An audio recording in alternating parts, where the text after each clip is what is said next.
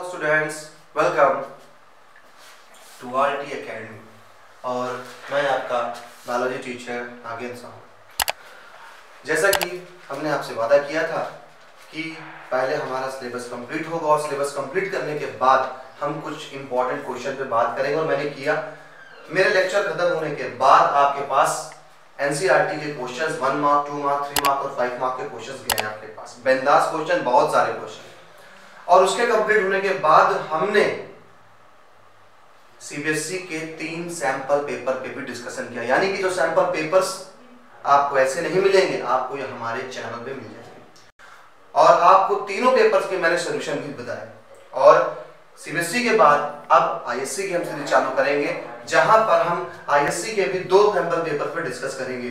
ये पेपर आपके लिए इंपॉर्टेंट होने वाले हैं एग्जामिनेशन के लिए। तो आईएससी स्टूडेंट्स पैटर्न भी देखते चलें और उसका सोल्यूशन मैं बताता चलूंगा। आपको सोल्यूशन करना है।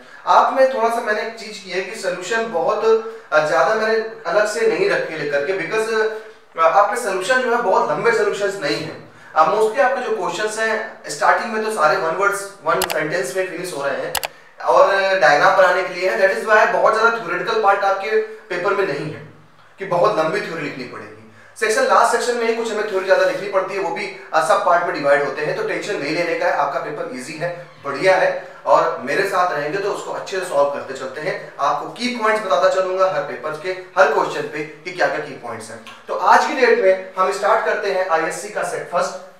सब्जेक्ट अच्छे से जानते ही हैं, बायोलॉजी है, लेकिन याद रखिए इस सेट के बाद अगला भी सेट एक आने वाला है। उसके लिए आपको हमारे चैनल को सब्सक्राइब करना पड़ेगा, लाइक एंड शेयर भी करना पड़ेगा। तो चलिए बिना समय गंवाए आगे बढ़ते हैं और पेपर को सॉल्व करना स्टार्ट करते हैं। चलिए सबसे पहले पेपर का कुछ पैटर्न समझ ले हम लोग, आईएससी के पेपर का पैटर्न।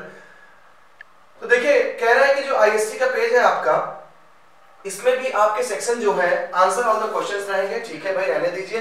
पेपर में A B C D, A, B, C and D, A, B, C and D सब पार्ट रहेंगे। A, B, C, D, okay. जैसे कि सीबीएसई में चला गया तो वहां पर एक सेक्शन हमारा E भी लग गया, A, B, C, D, E, और वहां पर स्किल बेस्ड क्वेश्चन आ गया। हमारे पास यहाँ पर स्किल बेस्ड क्वेश्चन के नंबर थोड़े कम है, ओके। तो यहाँ पर हमारा सेक्शन केवल 4 पार्ट में डिवाइड हो रहा है, A, B, C, D। Section A की बात करते हैं तो A consist of one question having sub parts of 1 marks. A consist कर रहा है केवल एक क्वेश्चन, यानी कि अगर आप पढ़ने बैठेंगे तो क्वेश्चन एक ही रहेगा, लेकिन उसके सब पार्ट होंगे, जैसे फर्स्ट का सेकंड, फर्स्ट का फर्स्ट, लाइक दैट, ओके। तो आपको ऐसे सब पार्ट मिलेंगे, सारे के सारे पार्ट 1-1 मार्क के रहेंगे। सेकंड थिंग, सेक्शन बी में जब आप एंटर करेंगे तो दोस्तों याद रखिए आईएससी के लिए बता रहा हूं, बहुत बढ़िया। सेक्शन बी में जब आप पहुंचेंगे तो बी कंसिस्ट करेगा 7 क्वेश्चन ऑफ 2 मार्क। 2 मार्क के 7 क्वेश्चंस आपको मिलेंगे, यानी कि देखा जाए तो 14 मार्क्स आप यहां पे कवर करेंगे। नेक्स्ट सेक्शन सी पे पहुंचते हैं। सेक्शन सी कंसिस्ट करेगा 7 क्वेश्चन ऑफ 3 मार्क्स, यानी पहला 1, सेकंड 2 एंड तीसरा 3 मार्क्स पे क्वेश्चन जाएगा। Section D consist of 3 questions of 5 marks. फिर लास्ट में लॉन्ग क्वेश्चन आएंगे 5 मार्क्स के 3 क्वेश्चन। यही पहले फॉलो करती थी सीबीएसई, एंड नाउ सीबीएसई ने थोड़ा चेंज करके वहां पर ई सेक्शन को ऐड कर लिया इस जगह पे, ए बी सी डी ई। तो हमारे पास ये 4 सेक्शन है, पहला 1 मार्क्स का सेक्शन, दूसरा 2 मार्क्स का, तीसरा 3 मार्क्स का, and last one is 5 marks का क्वेश्चन। तो चलिए क्वेश्चन देखते। सबसे पहले पेपर थोड़ा सा सॉल्व होगा क्योंकि अधिकतर चीजें 1 वर्ड में है, तो बहुत ज्यादा आपको यहाँ पे लिखने की मेहनत नहीं आने वाली है। तो बहुत ज्यादा जब लिखना नहीं होता है तो हमारा समय बचता है। और आपको बताता हूँ कैसे चीजें, बहुत से लोग कहते हैं कि जो पहले आए वो करिए, बेशक जो पहले आ जाए वही करिए, लेकिन देखिए हमारा आईएससी के पेपर में एक चीज होती है कि अधिकतर चीजें 1 वर्ड पे चली जाती है, 1 सेंटेंस पे चली जाती है। तो हो सके तो आप अगर जगह छोड़ दीजिए उसके लिए तो ज्यादा सही होता है, क्योंकि इजिली अगर एग्जामिनर को कॉपी करेक्शन करने में आसान होता है ना, तो वो इरिटेट नहीं होता है और आपको नंबर अच्छे से देता है। तो कोशिश करिए कि चीजों को सीक्वेंस में करिए। आपको आइडिया है कि ये 4-5 में फिनिश हो जाएगा, उसके लिए लाइन ड्रॉप कर दीजिए।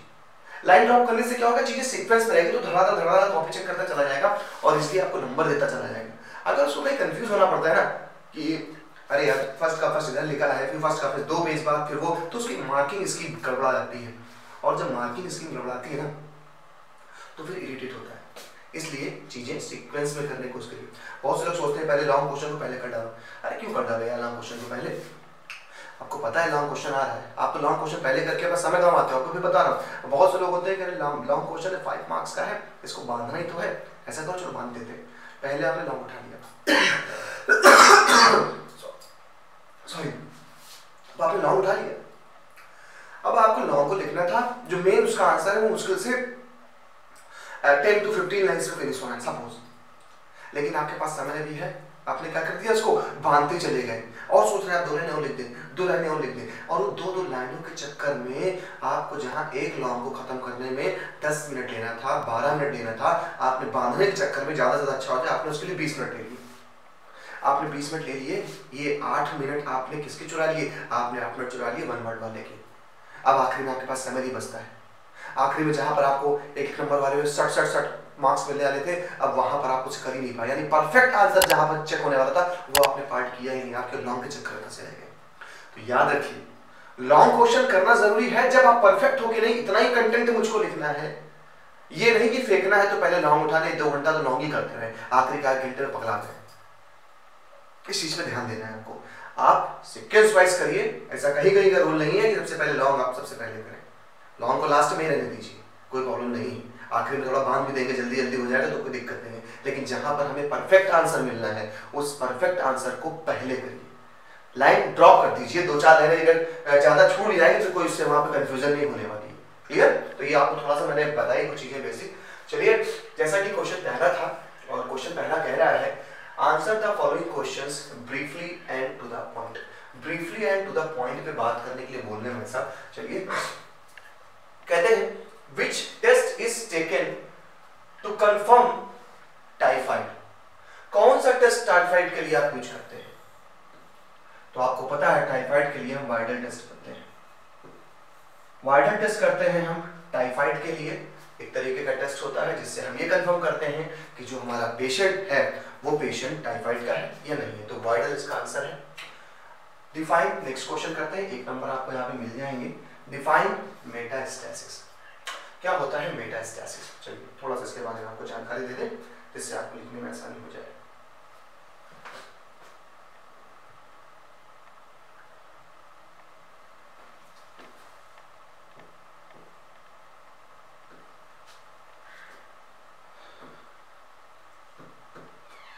देखिए, मेटास्टेसिस को समझने के पहले मैं कुछ चीजों को यहीं पे जोड़ रहा हूं। एक टर्म होता है ट्यूमर, एक टर्म है ट्यूमर। ट्यूमर ही कॉज करता है कैंसर को। ट्यूमर है क्या? अनकंट्रोल्ड सेल डिवीजन होता है।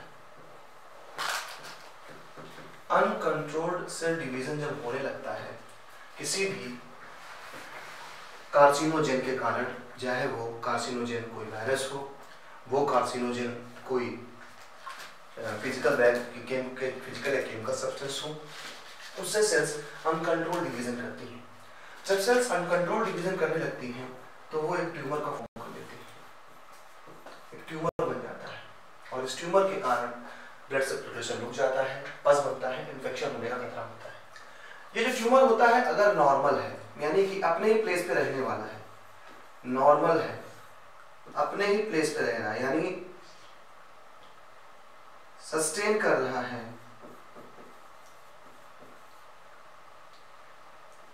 सेम प्लेस पे, सिंगल प्लेस पे, तो ये जो नॉर्मल ट्यूमर है, इस नॉर्मल ट्यूमर को आप बोलते हैं बेनिग ट्यूमर। ये हो जाता है बेनिग ट्यूमर। लेकिन अगर यही ट्यूमरस जो सेल है हमारी, अगर वो ब्लड स्ट्रीम के थ्रू, ब्लड स्ट्रीम के through, through the blood stream, through the blood stream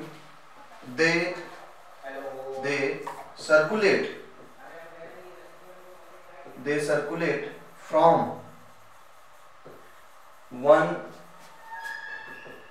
organ to other organ of the body, they are called, इस ट्यूमर को हम बोलेंगे मैलिग्नेंट ट्यूमर, मैलिग्नेंट ट्यूमर। यहाँ पर 2 क्वेश्चन निकल के आते हैं। अगर एग्जाम में कभी कोई क्वेश्चन फंसता है कि how many types of tumour, तो then you have write to 2 types of tumour, normal and malignant tumour. And what is the metastasis? तो malignant tumour spread through the blood stream from one organ to other. ये आपका answer बनता है metastasis. तो ये जो process है जिसके थ्रू ये एक ऑर्गन से दूसरे ऑर्गन पे जा रहा है, इस प्रोसेस को नेम देते हैं मेटास्टेसिस। ये हो गया मेटास्टेसिस। ओके, ये आपका आंसर मिल गया मेटास्टेसिस। पॉज कर दिया है, आराम से इसकी पिक लेकर के, स्क्रीनशॉट लेकर के अच्छे से पढ़ लीजिएगा व्हाट इज मेटास्टेसिस। यहाँ पर 2 क्वेश्चन और आपके सॉल्व होंगे। एक आपका सॉल्व हो रहा है बेनिन ट्यूमर, दूसरा आपका है मैलिग्नेंट ट्यूमर। चलिए फिर क्वेश्चन पे आते हैं। सेकंड क्वेश्चन में सॉल्व हुआ, डिफाइन गोनोरिया। गोनोरिया, देखिए गोनोरिया एक डिसऑर्डर है, एक बीमारी है गोनोरिया। और ये जो गोनोरिया है ना, ये गोनोरिया निजेरिया गोनोरिया नाम के एक बैक्टीरिया से वायरस से फैलती है। ये आपको सिलेक्ट करना है। इससे क्या होते हैं, आपके जो जेनाइटल यानी जो जेनाइटल ऑर्गन्स हैं, ये जेनाइटल ऑर्गन्स में वार्ड्स पड़ सकते हैं, छाले पड़ जाएंगे, ओके, बस भी पड़ सकता है, इरिटेशन होगी, रेडनेस आ जाएगी इस गोनोरिया से। तो एक तरीके की ये स्टडीज है, सेक्सुअल ट्रांसमिटेड डिसीज है। सेक्सुअल ट्रांसमिटेड डिसीज है जो ड्यूरिंग अनप्रोटेक्टेड इंटरकोर्स के थ्रू होता है, ये gonorrhoea. Okay, next question, define Ramapithecus. Ramapithecus क्या होता है? देखिए, जब अर्थ पे लाइफ बनी, ओरिजिन हुई, सिंपल ऑर्गेनिज्म से कहानी शुरू हुई, कॉम्प्लेक्स बने और धीरे धीरे करके हमारे मंकी का आया लाइफ टाइम। तो सबसे पहले जो है वो है ड्रायोपिथेकस, ऑस्ट्रेलोपिथेकस, रामापिथेकस। हालांकि हमारे पास रामापिथेकस के बारे में पूछ रहे हैं, तो देखिए रामापिथेकस, पहली बात तो रामापिथेकस की खास बात मैं याद करता हूँ कि इनके जो कैनाइन टीथ थे, कैनाइन टीथ स्मॉल थे। इसका आंसर दे रहा हूं मैं रामापिथेकस का, कैनाइन टीथ इनके स्मॉल होते हैं। दूसरा, ये हर्बीवोरस थे, हर्बीवोरस थे। साथ ही साथ ये सीड्स खाते थे। सेमी इरेक्ट पोजीशन थी, सेमी इरेक्ट। सेमी इरेक्ट का मतलब आधे सीधे चलते थे, मतलब कुछ ऐसे करके चलते थे। सेमी इरेक्ट पोजीशन थी, हमारे जैसे इरेक्ट नहीं, बाइपेडल बोर्ड पोजीशन नहीं थी, सेमी इरेक्ट थे, आधे सीधे थे। स्मॉल कैनाइन थी, हर्बीवोरस थे, बेचारे सीड खाते थे, नट्स खाते थे, एंड सेमी इरेक्ट इनकी पोजीशन थी। ये माना जाता है कि ये ह्यूमन के सबसे करीबी एंसेस्टर रहा है, सबसे करीबी। ये माना गया कि रामापिथेकस से ही धीरे धीरे ह्यूमंस की जो शेप साइज आने लगा, बॉडी थोड़ा इरेक्टाइल हुई, थोड़ा सा उन लोगों ने हाथों से होल्ड करना सीखा, औजार बनाना चालू किया। तो ये ऐप के या मैन के बहुत करीब की कड़ी है, इसलिए ये रामापिथेकस है। तो आपसे रामापिथेकस पूछा है तो आप एक कैरेक्टर लिख करके डिफाइन कर दीजिए, 1 मार्क की बात है, आंसर आपका सही हो जाएगा। What is central dogma? Central dogma क्या होता है? चलिए आपको ले चलते हैं पीछे की, फिर आपको एक हम सीट पे, सॉरी, सेंट्रल डॉगमा। ओके, तो आंसर आपका उसका हो गया सेंट्रल डॉगमा। देखिए मैं ये लिख देता हूँ, क्वेश्चन क्या था हमारा, जरा देख ले भाई। क्वेश्चन था हमारा 5, यही पर आंसर दे देते हैं। आपने इसको रेस तो कर ही लिया होगा, चलिए मैं देखता हूँ। क्वेश्चन नंबर 5, क्वेश्चन नंबर 5 में दिया गया है what is central dogma of molecular biology. आपने चीज पढ़ी मेरे से कि डीएनए से आरएनए का फॉर्मेशन हुआ, आरएनए से प्रोटीन बनाई गई और प्रोटीन से एंड सो ऑन कैरेक्टर बनते हैं। डीएनए से डीएनए भी बनता है। डीएनए से डीएनए बनने के प्रोसेस को हम नाम देते हैं रेप्लिकेशन। रेप्लिकेशन। डीएनए से आरएनए बनने के प्रोसेस को बोलते हैं ट्रांसक्रिप्शन।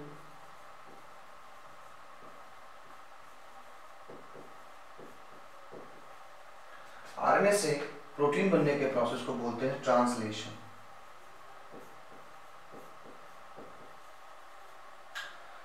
ये जो आप देख रहे हैं ना कि डीएनए से डीएनए बनेगा तो रेप्लिकेशन होता है, डीएनए से आरएनए बनना है ट्रांसक्रिप्शन बोल रहे हैं, आरएनए से प्रोटीन बनती है ट्रांसलेशन बोलते हैं। ये ऑल ओवर प्रोसेस को हम बोलते हैं central dogma of molecular biology. Central dogma of molecular biology. Central dogma of molecular biology. तो ये आंसर है क्वेश्चन नंबर 5 का आंसर, यानी फर्स्ट के 5 का आंसर है central dogma of molecular biology. में आप इतना लिख दीजिए, आप थोड़ा सा लाइन ऐड कर दीजिए और ये फ्लोचार्ट बना दीजिए। सबसे बढ़िया है ये रिप्रेजेंट, सबसे बढ़िया होता है जब आप फ्लोचार्ट ड्रॉ कर देते हैं तो इससे एग्जामिनर को पता चलता है कि नहीं आपने पढ़ा है, क्योंकि ऐसी चीजें केवल एक बच्चा जो पढ़ा लिखा है वही कर सकता है और कोई नहीं, और तो थ्योरी बांधना चालू कर देते हैं। नेक्स्ट क्वेश्चन पे आते हैं, which one is known as natural genetic engineer? Natural genetic engineer यानी कि जेनेटिक इंजीनियरिंग से रिलेटेड ये सवाल किया गया है। पहला कौन नेचुरल जेनेटिक इंजीनियर है? तो देखिए आपने सुना होगा एक बैक्टीरिया होता है, इसका नाम है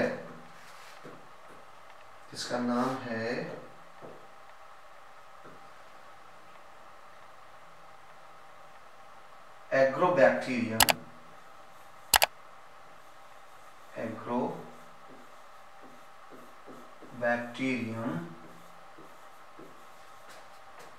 ट्यूमीफैसियंस।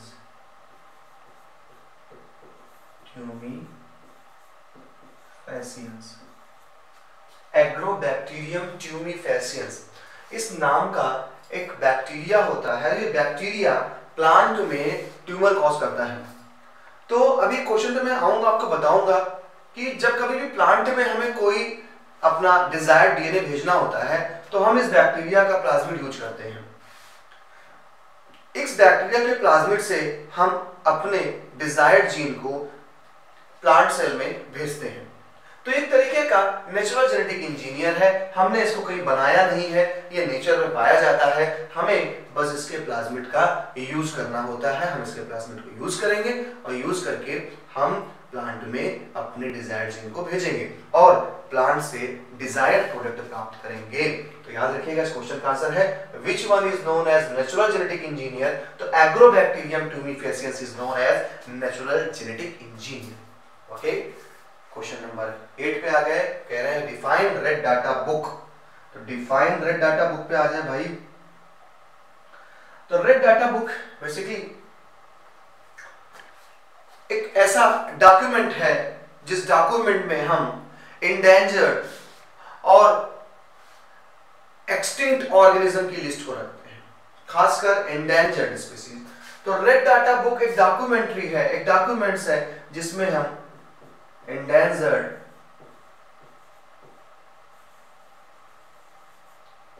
या थ्रेटेंड स्पीसीज को रखते हैं। थ्रेटेंड स्पीसीज का डाटा रखते हैं। रेड कलर की एक बुक होती है, रेड इसीलिए कि भाई खतरनाक है, इसमें हम सारे मैमल्स, सारे रेप्टाइल्स सबका लिख डालेंगे, जिससे कि हमें ये पता चल सके कि आखिर आने वाले समय में कौन से हमारे एक्सटिंक्ट हो सकते हैं ऑर्गेनिजम्स, तो हम उन पे काफी अपना कोई प्रोजेक्ट बना करके उनके हम नंबर को बचाए रखें। तो red data book is a document which define the species of endangered and threatened species. Okay, define golden rice project. अब कह रहे हैं गोल्डन राइस प्रोजेक्ट क्या होता है। चलिए गोल्डन राइस प्रोडक्ट्स पे कुछ आपको बता दिया जाए। तो यहाँ पर फिर मैं एक पेज लेता हूँ आपके लिए। Okay,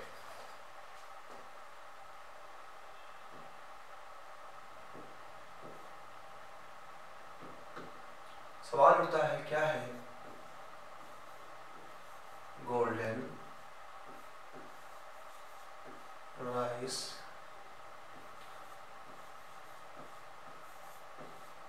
project. देखिए गोल्डन राइस प्रोजेक्ट क्या है। बायोटेक्नोलॉजी के थ्रू हमने कुछ ऐसे जीमो बनाए, जीमो यानी कि जेनेटिक मॉडिफाइड ऑर्गेनिज्म, और यहाँ पे जीमो पे हमने एक राइस प्लांट को चुना। हमें पता है कि आंखों की रोशनी के लिए विटामिन ए जिम्मेदार होती है, यानी कि रेटिनॉल। विटामिन ए की कमी अगर होगी तो बच्चों में आइज की प्रॉब्लम क्रिएट होगी, उनमें न देखने की पावर जनरेट हो जाएगी, जिससे कि बेचारे वो चीज़ों को साफ सुथरा नहीं देख पाएंगे। तो हमने कहा भाई यार, चश्मा लगाने से और दवा खिलाने से बढ़िया है कि बच्चे को ऐसा न्यूट्रिटिव राइस दिया जाए जिससे कि उसे ना किसी मेडिसिन की ज़रूरत ना कुछ। अगर वो राइस खाएगा तो उसकी बॉडी में रेटिनॉल बनेगा, और रेटिनॉल अगर बनेगा, विटामिन ए बनेगा, तो बच्चे की आइज हेल्दी रहेगी। हमने इसके लिए राइस को चुना। राइस में विटामिन ए को बनाने के लिए बीटा कैरोटीन,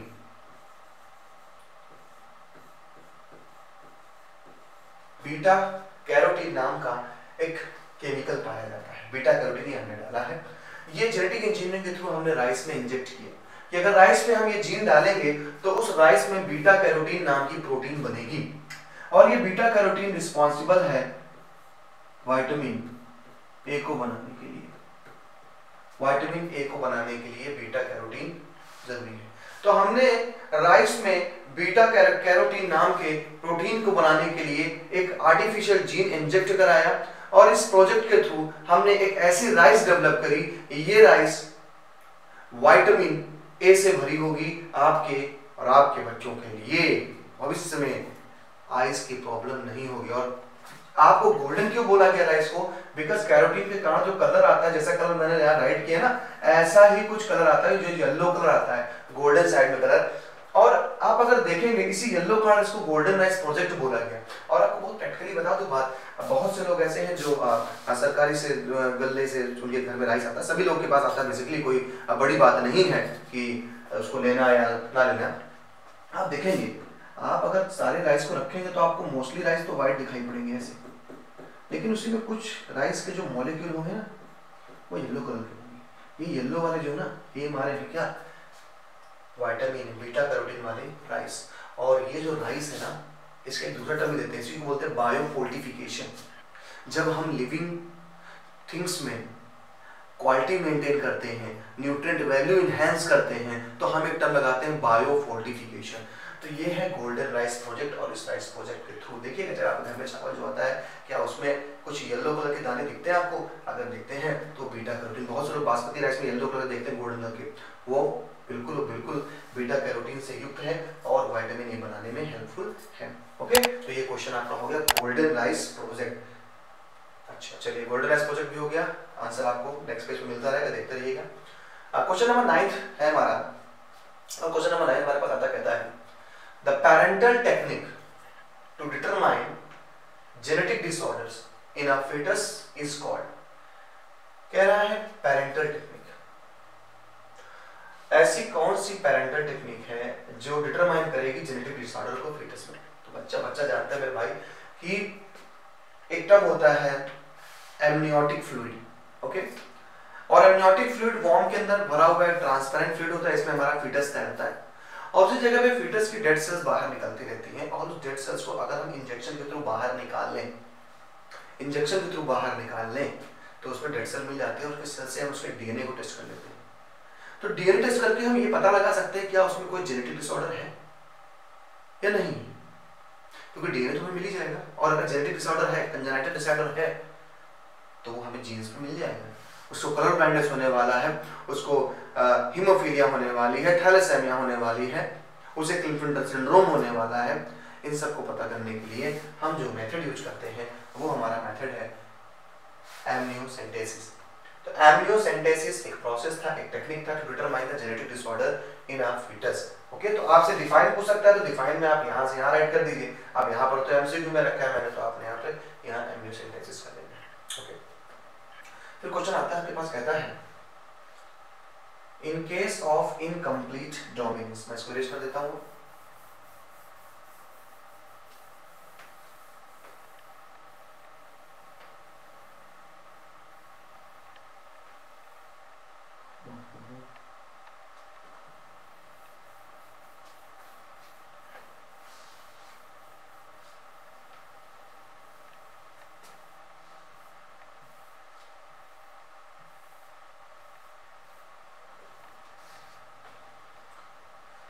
ओके, क्या कह रहा है? कह रहा है कि in case case of incomplete dominance, देखिए इनकम्प्लीट डोमिनेंस में क्या था, मेंडल ने जब हमें लॉ दिया पहला लॉ ऑफ डोमिनेंस था, लेकिन इनकम्प्लीट का मतलब ये हुआ कि जब मेंडल ने नहीं और जो नए उनके आए साइंटिस्ट उनके बाद एक फ्लावर होता है उसे बोलते हैं डॉग फ्लावर, इसी को स्नैप ड्रैगन भी कहते हैं, डॉग फ्लावर। डॉग फ्लावर में जब बात हुई तो डॉग फ्लावर की स्पीसीज में दो तरीके के हमें फ्लावर मिले, एक फ्लावर रेड कलर का होता है और एक फ्लावर हमें मिला व्हाइट कलर का। जब रेड कलर वाले के फ्लावर के जीन्स लिए तो हमने कैपिटल आर डोमिनेंस कैरेक्टर था, व्हाइट के लिए हमने स्मॉल आर रिसेसिव कैरेक्टर है, जीन्स देख करके आप बता सकते हैं। और अगर इनका क्रॉस कराया जाए तो capital R small R, capital R small R, capital R small R and capital R small R. आप देखेंगे तो कहेंगे कि सर F1 जनरेशन में सारे के सारे प्लांट रेड होंगे because red is dominance. Okay, question कह रहा है in case of incomplete dominance, incomplete dominance में कौन सा रेशियो जाएगा। लेकिन घटना यहां ये घट गई कि जो फ्लावर हुए ये सारे के सारे फ्लावर पहले में पिंक हो गए, यानी डोमिनेंस नहीं दिखा और इसीलिए इस लॉ का नाम पड़ गया इनकम्प्लीट डोमिनेंस। तो इनकम्प्लीट डोमिनेंस हुआ और सारे F1 में सारे हमें पिंक मिले। अब देखिए सारे हमें पिंक मिल रहा है तो ऐसा तो रेशियो में मिल नहीं रहा कहीं, तो हम इसका F2 जनरेशन निकालते हैं, फिर देखते हैं कौन सा रेशियो मैच करता है। एंड आप जानते हैं F2 जनरेशन निकालने के लिए आप इन्हीं का आपस में क्रॉस कराते हैं, यानी capital R small R, capital R small R. चलिए क्रॉस कराइए, क्या बना, capital R capital R, capital R small R, हाँ कैपिटल आर स्मॉल, हाँ capital small R and small R small R. अब जरा देखिए क्या रेशियो मिल रहा है, एक आपको मिल रहा है क्या रेड, 2 मिल रहा है आपको पिंक और एक मिल रहा है आपको व्हाइट, एक मिल रहा है आपको व्हाइट। तो अगर आप बात करते हैं जीनोटिपिकली तो राउंड मिल गया है आपको, रेड हो गया है, कैपिटल पिंक है, स्मॉल आर है, तो ये व्हाइट कलर का है, तो रेशियो हमारा जाएगा 1:1। ओके, क्या रेशियो आ रहा है 1:1। और अगर आप इसको देखेंगे तो क्या जाएगा, सारे के सारे हो गए पिंक, सारे के सारे पिंक हो गए, तो दिक्कत ही नहीं है, तो आप आंसर 1:1 करिए। ठीक है, Which of these is used to control human population? कौन सा इसमें ह्यूमन पॉपुलेशन को कंट्रोल करता है, तो कौन सा भाई ह्यूमन पॉपुलेशन कंट्रोल करता है, एस्ट्रोजन एंड प्रोजेस्टेरॉन, अच्छा ठीक है, IUCD and MTP intrauterine contraceptive devices, MTP medical termination of pregnancy, estrogen और प्रोजेस्टेरॉन भी अगर पिल्स में अगर देखें तो पिल्स में भी ये खा करके रोका जा सकता है। ट्यूबेक्टोमी एंड वैसेक्टोमी, ये तो एक परमानेंट मेथड है, ट्यूबेक्टोमी एंड वैसेक्टोमी। तो सिंपल सी बात है, हमारा जो आंसर जाएगा वो ऑल ऑफ दीज जाएगा, ऑल ऑफ अबव जाएगा। सारे के सारी चीजें ह्यूमन पॉपुलेशन को कंट्रोल करने के लिए पाई जाती हैं। चलिए क्वेश्चन नंबर 10 तक हम निपटा चुके हैं, 11 भी हो गया, आगे बढ़ते हैं क्वेश्चन नंबर 12 की तरफ। ओके, 12 पे अब हमारी मुलाकात हो रही है एजर्शन और रीजन से।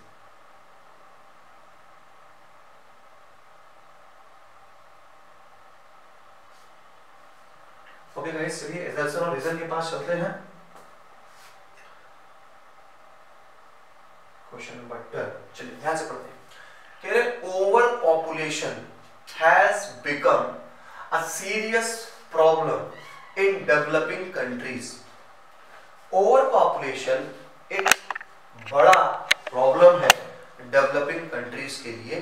तो बात बिल्कुल सही है, ओवर जो पॉपुलेशन हो रही है ये किसी भी डेवलपिंग कंट्री के लिए बहुत ही क्या है, बहुत ही इंपॉर्टेंट चीज है।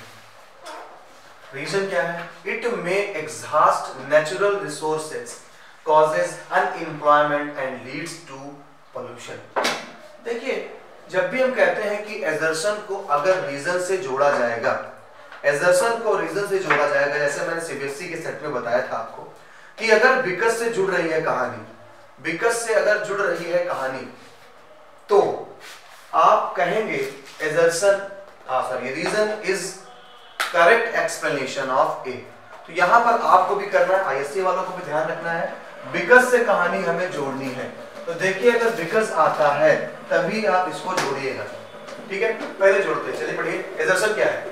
Over population has become a serious problem in developing countries. कह रहे हैं ओवर पॉपुलेशन एक बड़ी समस्या है डेवलपिंग कंट्रीज के लिए। बिकॉज, ठीक है, बिकॉज से जुड़ रहा है। इट में एग्जॉस्ट नेचुरल रिसोर्सेज, क्योंकि नेचुरल रिसोर्सेज का दोहन होता है, नेचुरल रिसोर्सेज एग्जॉस्ट किए जाते हैं। कॉजेज अनएम्प्लॉयमेंट, अनएम्प्लॉयमेंट भी होगा भाई, जाहिर सी बात है। 100 लोग की वैकेंसी पैदा हुए, 10,000 लोग, तो कहां से वैकेंसी सबकी पूरी हो पाएगी? अनएम्प्लॉयमेंट होगा। एंड लीड्स टू पोल्यूशन, और पोल्यूशन भी बढ़ेगा।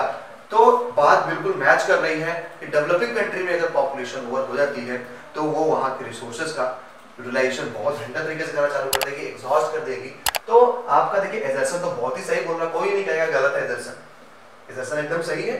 क्या है? Over population has become a serious problem.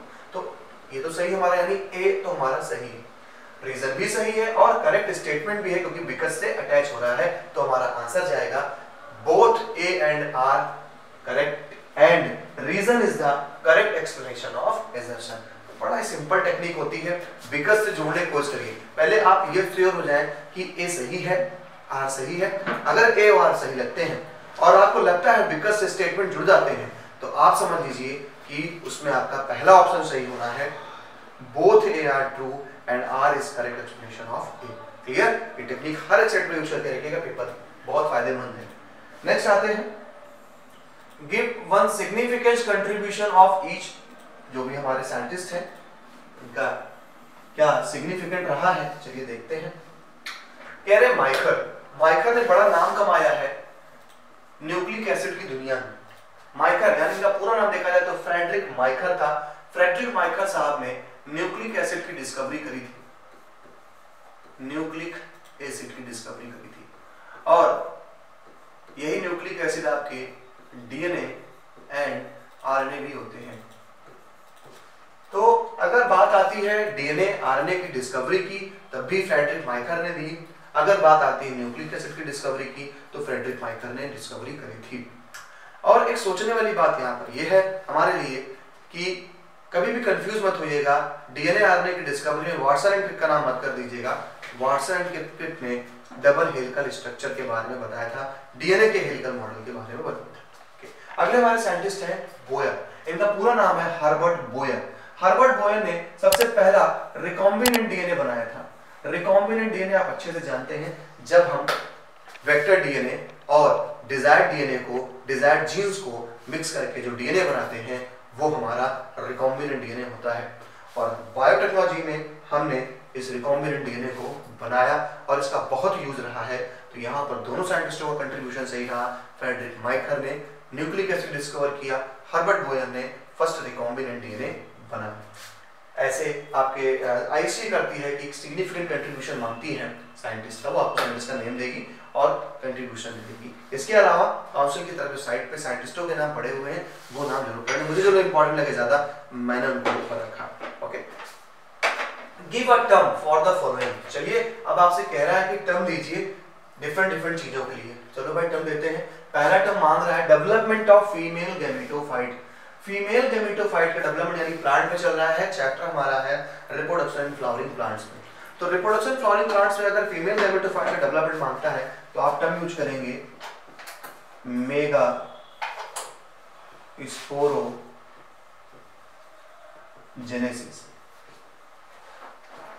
इसके लिए हमारा टर्म है मेगा स्पोरोजेनेसिस।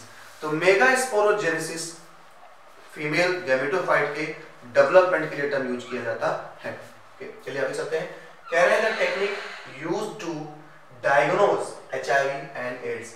एचआईवी और एड्स को डायग्नोज करने के लिए, उसे पहचानने के लिए हम कौन सी टेक्निक यूज करते हैं? तो इसके लिए जो टेक्निक हम यूज करते हैं वो टेक्निक है हमारी एलिसा। किसी लड़की का नाम नहीं है एलिसा, एलिसा है एक टेक्निक है जिसके थ्रू हम पता लगाते हैं एलिशा। ओके, एलिशा ऐसे एलिशा कंफ्यूजन हो जाती है।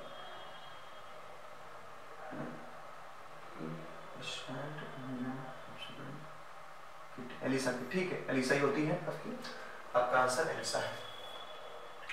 तो यहाँ पर हमारे 14 नंबर तक हम पहुंचे और अब आते हैं हम क्वेश्चन नंबर 15 पे। आपसे कहता है एक्सपैंड द फॉलोइंग, चीजों को एक्सपैंड करना है, एब्रिविएशन करना है। तो चलिए सबसे पहले बात करते हैं गिफ्ट। गिफ्ट, ये गिफ्ट नहीं पड़ेगा, ये आपका गिफ्ट वाला नहीं है कि आप किसी फ्रेंड को तोहफा दे रहे हैं। ये गिफ्ट का मतलब बनता है gamete, gamete intra fallopian transfer, gamete intra fallopian transfer. तो गैमीट ये बेसिकली तब के लिए यूज किया जाता है जब एक कपल पेरेंट्स नहीं बन पा रहे हैं, जब कपल पेरेंट्स नहीं बन पा रहे हैं, ऐसी कंडीशन पे हम गैमीट को ट्रांसफर करते हैं थ्रू द मेडिकल सिस्टम और हम तब यूज करते हैं gamete intra fallopian transfer. Okay, अब अगला आता है जिफ्ट। तो जिफ्ट में भी IFT बिल्कुल सही है, बस हमें जिफ्ट के लिए जिफ्ट से कर देना zygote, zygote intra fallopian transfer. तो जब आप फैलोपियन ट्यूब में गैमीट ट्रांसफर करते हैं तो बन जाता है गैमीट इंट्रा फैलोपियन ट्रांसफर, और जब आप जाइगोट ट्रांसफर करते हैं तो बनता है जाइगोट इंट्रा फैलोपियन ट्रांसफर। दोनों मेथड्स यूज किए जाते हैं कंसीव करने के लिए। असिस्टेड रिप्रोडक्टिव टेक्नोलॉजीज होती हैं, ARTs होती हैं, ठीक है, याद रखिएगा। क्वेश्चन नंबर 16 पे आते हैं। Give a reason for each of the following, कह रहे हैं रीजन दीजिए भाई। चलो भाई रीजन दे देते हैं, क्या दिक्कत है रीजन देने में। कह रहे testis are located outside the body. तो एक चीज समझ लीजिए,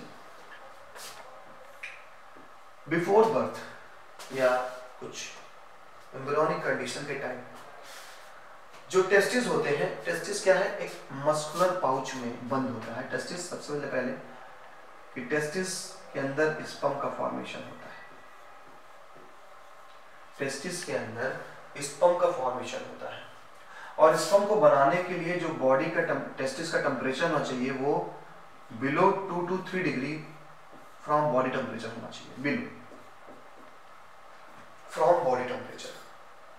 अब before birth testis abdomen cavity के अंदर रहती है, लेकिन बर्थ के बाद ये एक मस्कुलर पाउच, मस्कुलर पाउच इसे बोलते हैं scrotum,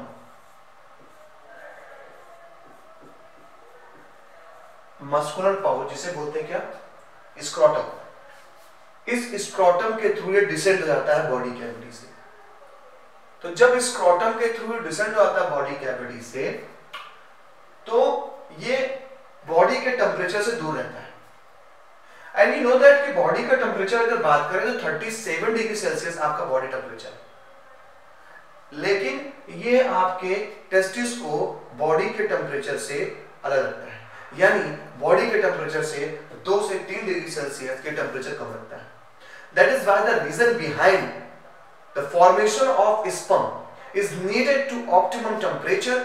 that is why scrotum after birth the scrotum descend from the body cavity, the testis descend from the body cavity. ये कारण है कि बॉडी कैविटी से वो बाहर आता है। सेंटेंस बनाने में आपको टेंशन तो होगा नहीं, की पॉइंट्स आपको बता दें किस की पॉइंट से बात करते हैं। इतना पॉइंट अभी लिखते हैं ना तो आपको मार्क्स मिलते हैं। ये सारे आपको मैं मार्किंग स्कीम बता रहा हूं कि कैसे टर्म्स याद करना है। Okay, next question. Legume crops are not needed of fertilizing. चलिए आपको यहां पर ऐड करते हैं, legumes crops are not needed to fertilizer. Legume seed को क्यों नहीं चाहिए, देखिए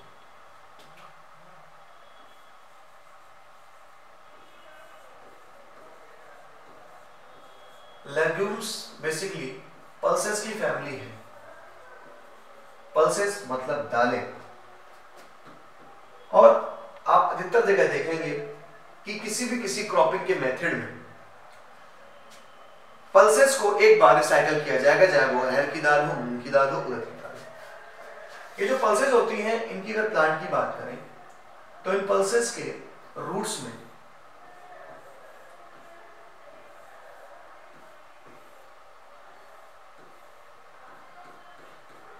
इन जो पल्सेस की रूट्स होती हैं,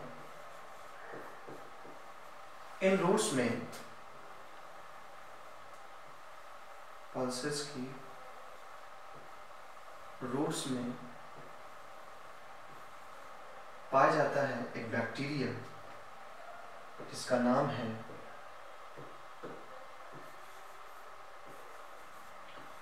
राइजोबियम।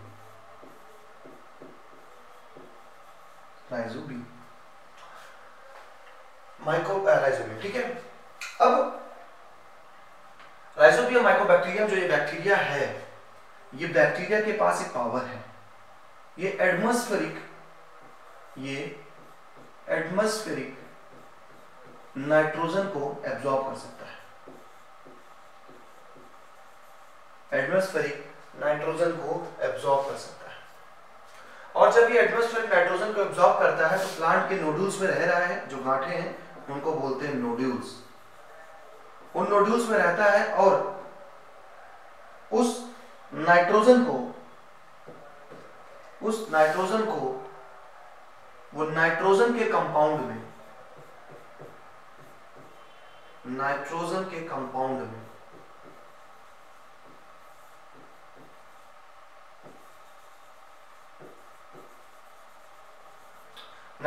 कंपाउंड में बदलकर प्लांट को देता रहता है। अब ये बैक्टीरिया सॉइल में पड़ा हुआ है, क्योंकि अब प्लांट की रूट तो सॉइल में है, तो इससे क्या होता है कि सॉइल में नाइट्रोजन फिक्स रहती है। अब अगर प्लांट आप हार्वेस्टिंग करके कट भी कर देते हैं, अगर आप प्लांट को हार्वेस्ट करके कट कर रहे हैं, प्लांट कट करते हैं, लेकिन उसके रूट्स क्या है, उसके रूट्स अभी सॉइल में मौजूद है।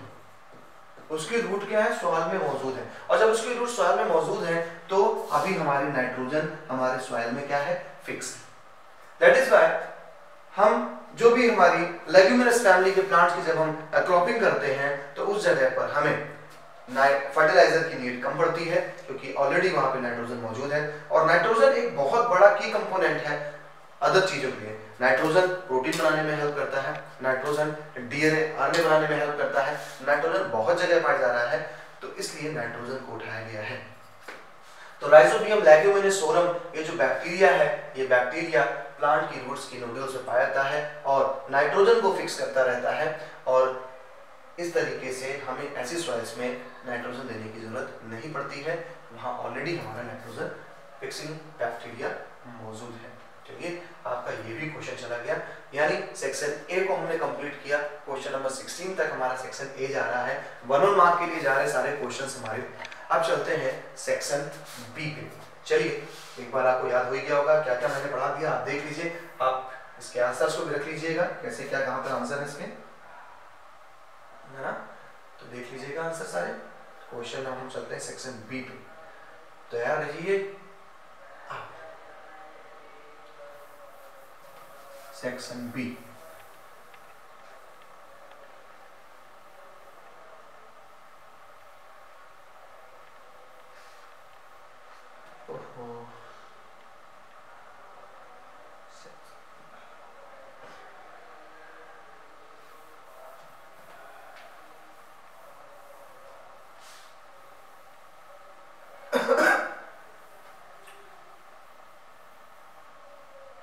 what is this?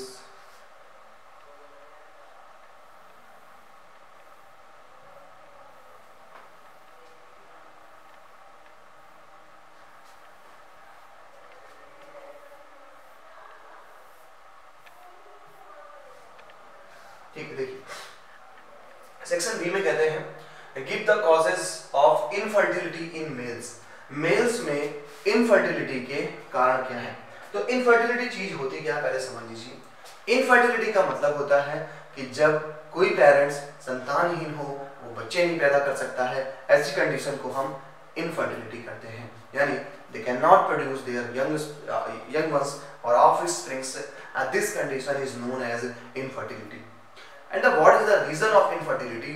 तो इनफर्टिलिटी के रीजन देखिए मैं आपको बता रहा हूँ, आपसे रीजन पूछा तो मैं आपको कॉजेज बता रहा हूँ, क्यों कॉजेज हैं।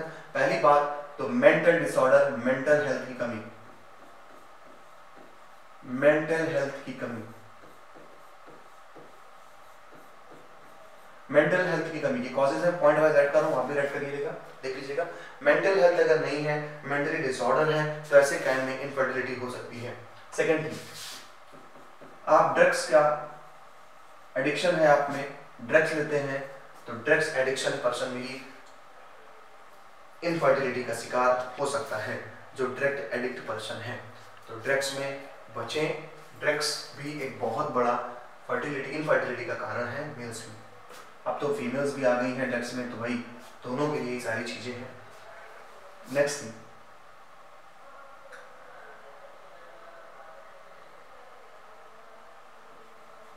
STDs, congenital disorder,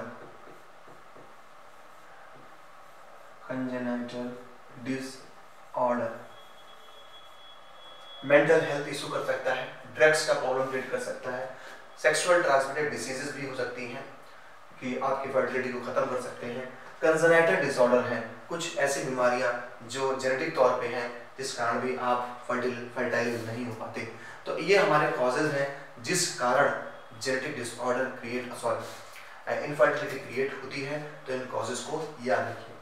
अगले क्वेश्चन पे चलते हैं, define cell mediated immunity. Question बहुत अच्छा है, और सेल मेडिएटेड इम्यूनिटी क्या है, हालांकि मैं चाहूँ तो पूरा इम्यूनिटी सिस्टम इस पर समझाऊँ आपको, लेकिन जरूरत अभी क्वेश्चन के आंसर की है, इसलिए मुझे पूरे डेप्थ पे नहीं जाना पड़ेगा। अगर मैंने पूरा समझा दिया तो आप कंफ्यूज हो जाएंगे, सर में लिखना क्या है।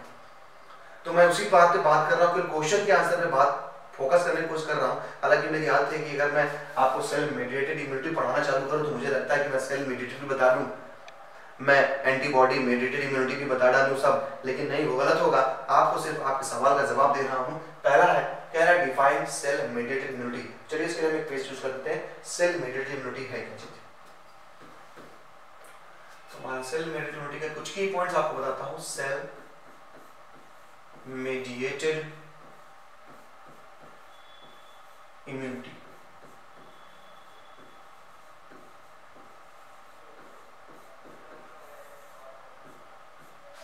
सेल मेडिएटेड इम्यूनिटी क्या होती है?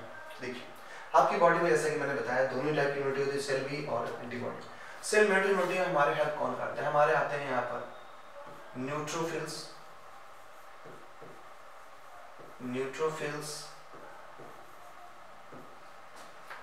मोनोसाइट्स,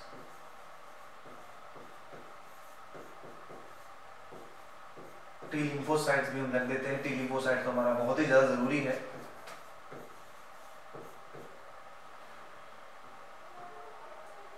टी लिम्फोसाइट्स, यहां पर जो हम बात करेंगे, हम सेल मेडिएटेड इम्यूनिटी में न्यूट्रोफिल्स और मोनोसाइट्स को थोड़ा दरमियान करके जो हमारा काउंसिल कहती है आईएससी की, वो टी लिम्फोसाइट्स पे फोकस करती है। तो सेल मेडिएटेड इम्यूनिटी के लिए हमारी टी लिम्फोसाइट्स होती है, और टी लिम्फोसाइट में भी दो लिम्फोसाइट होती है। एक होती है killer T lymphocyte, killer T lymphocyte जान जाएंगे। दूसरी होती है मेमोरी टी लिम्फोसाइट्स। काम क्या करती है? सेल मेडिएटेड का मतलब है कि शरीर से शरीर की लड़ाई, सेल से सेल की लड़ाई। जब सेल से सेल की लड़ाई होती है तो सवाल आता है सेल मेडिएटेड इम्यूनिटी का। जब भी आपकी बॉडी में कोई पैथोजन एंटर करता है, वो बैक्टीरिया हो, वो वायरस हो, अदर आपके पैथोजेनिक पार्टिकल्स हो, जब वो एंटर करते हैं तो उस जगह पे हमारे टी लिम्फोसाइट्स पहुंच जाते हैं। टी लिम्फोसाइट्स पहुंचकर क्या करते हैं? किलर टी लिम्फोसाइट क्या करता है? सबसे पहले एक मैं दिखाता हूँ, एक टी लिम्फोसाइट जो करेगा वही सारे टी लिम्फोसाइट करते हैं। मान लीजिए ये कोई एक पैथोजन आ गया है, ब्लू कलर से हमने पैथोजन को शो किया है, ये पैथोजन आ गया। टी लिम्फोसाइट क्या करता है? एज लाइक अमीबा, जैसे अमीबा न्यूट्रिशन करता है, ऐसे टी लिम्फोसाइट उसके पास पहुंच करके अपने सेल मेम्ब्रेन को इन्वेजिनेट करता है, अंदर की तरफ फोल्ड करता है। जैसे ही सेल मेम्ब्रेन को अंदर की तरफ फोल्ड करता है, आप देखेंगे ये पैथोजन धीरे धीरे उसके अंदर एंटर करने लगता है। अगले स्टेप पे ये हमारा पैथोजन एक वैक्यूल में बंद हो जाता है। ये हमारे सेल मेम्ब्रेन है,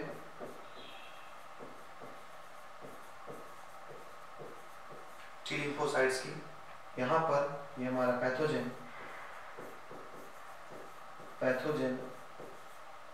सेल मेम्ब्रेन के इनवेजिनेशन के कारण अंदर की तरफ धंसता जा रहा है और आफ्टर सम टाइम ये एक वैक्यूल में बंद हो जाता है और इस वैक्यूल के अंदर एंटर करते हैं डाइजेस्टिव एंजाइम्स। और उस डाइजेस्टिव एंजाइम्स यानी एंजाइम्स के कारण, हाइड्रोलिटिक एंजाइम्स होते हैं, ये एंजाइम्स इस पैथोजन को डिस्ट्रॉय कर देते हैं। ये काम हमारे कर रही है किलर टी लिम्फोसाइट्स। यानी आप जब थ्योरी लिखेंगे तो सेंटेंस तो आप बना ही लेंगे, आपने किस किस पॉइंट पे बात करना है तो पॉइंट जितना मैं डिटेल दे दी इतना अगर लिख देते ना तो वाट लगा देंगे। और कहीं ऐसा रिप्रेजेंटेशन दे दिया तो एग्जामिनर समझ जाता बेटा आपने पढ़ा है अच्छे से। तो पहले तो आप लिखेंगे सेल मेडिटिविटी में there are T lymphocytes are responsible for cell mediated immunity. There a process is occur called phagocytosis. ये phagocytosis process है, phagocytosis हो रहा है। तो आप ऐड करेंगे there are two types of T lymphocytes responsible. First killer T lymphocytes and second memory T lymphocytes. Then the phagocytosis का process add कर देंगे कि जब पैथोजन पास आया तो हमारी जो टी लिम्फोसाइट्स है ये वॉल अपने मेम्ब्रेन को इन्वेजिनेट करती है जिसके थ्रू पैथोजन अंदर आता है और डाइजेस्टिव एंजाइम के थ्रू वो डिस्ट्रॉय कर दिया जाता है। मेमोरी सेल्स का फंक्शन ये होता है कि ये जाकर के बताती हैं बी लिम्फोसाइट्स को बताती हैं, बी लिम्फोसाइट को जाके बताती हैं कि भाई आप एंटीबॉडी बनाइए, भाई लोगों को मारना है। तो एंटीबॉडी के बनाने के लिए जो बोल रहा है पर्सन वो हमारी बी लिम्फोसाइट्स कर रही है एंटीबॉडी, और बता कौन रहा है? Memory T cells. इसीलिए अगर आप में कभी कोई पैथोजन एंटर कर जाता है तो उसकी मेमोरी सेल्स हमारी बॉडी में तैयार हो जाती हैं और इस मेमोरी सेल से उस ऑर्गेनिज्म को चकनाचूर कर दिया जाता है, मार दिया जाता है। तो ये जो आपका पेज था ये पेज है सेल मेडिएटेड इम्यूनिटी पे। क्या क्या की पॉइंट्स पे बात करनी है मैंने आपको की पॉइंट्स बता दिए। नेक्स्ट क्वेश्चन चलते हैं, डिफाइन कैरिंग कैपेसिटी। ओके, सवाल है डिफाइन कैरिंग कैपेसिटी का। तो देखिए कैरिंग कैपेसिटी क्या होती है। मैं जैसे आपसे एक बात करूं और कहूं कि भाई मेरे घर में मेरा गेस्ट हाउस है, आप 100 लोगों का मैं अपने यहाँ पर अरेंजमेंट कर सकता हूँ, उनका खाना पीना एवरीथिंग। ओके, आप खुशी खुशी मेरे पास आए, रिश्तेदार ने कहा 100 लोगों का प्रोग्राम हो ही जाएगा तो सर ठीक है बढ़िया, 100 लोग हमारे घर आ रहे हैं, बढ़िया खान पान किया। लेकिन आपने गलती करी, आप 100 लोगों की जगह 200 लोग ले गए।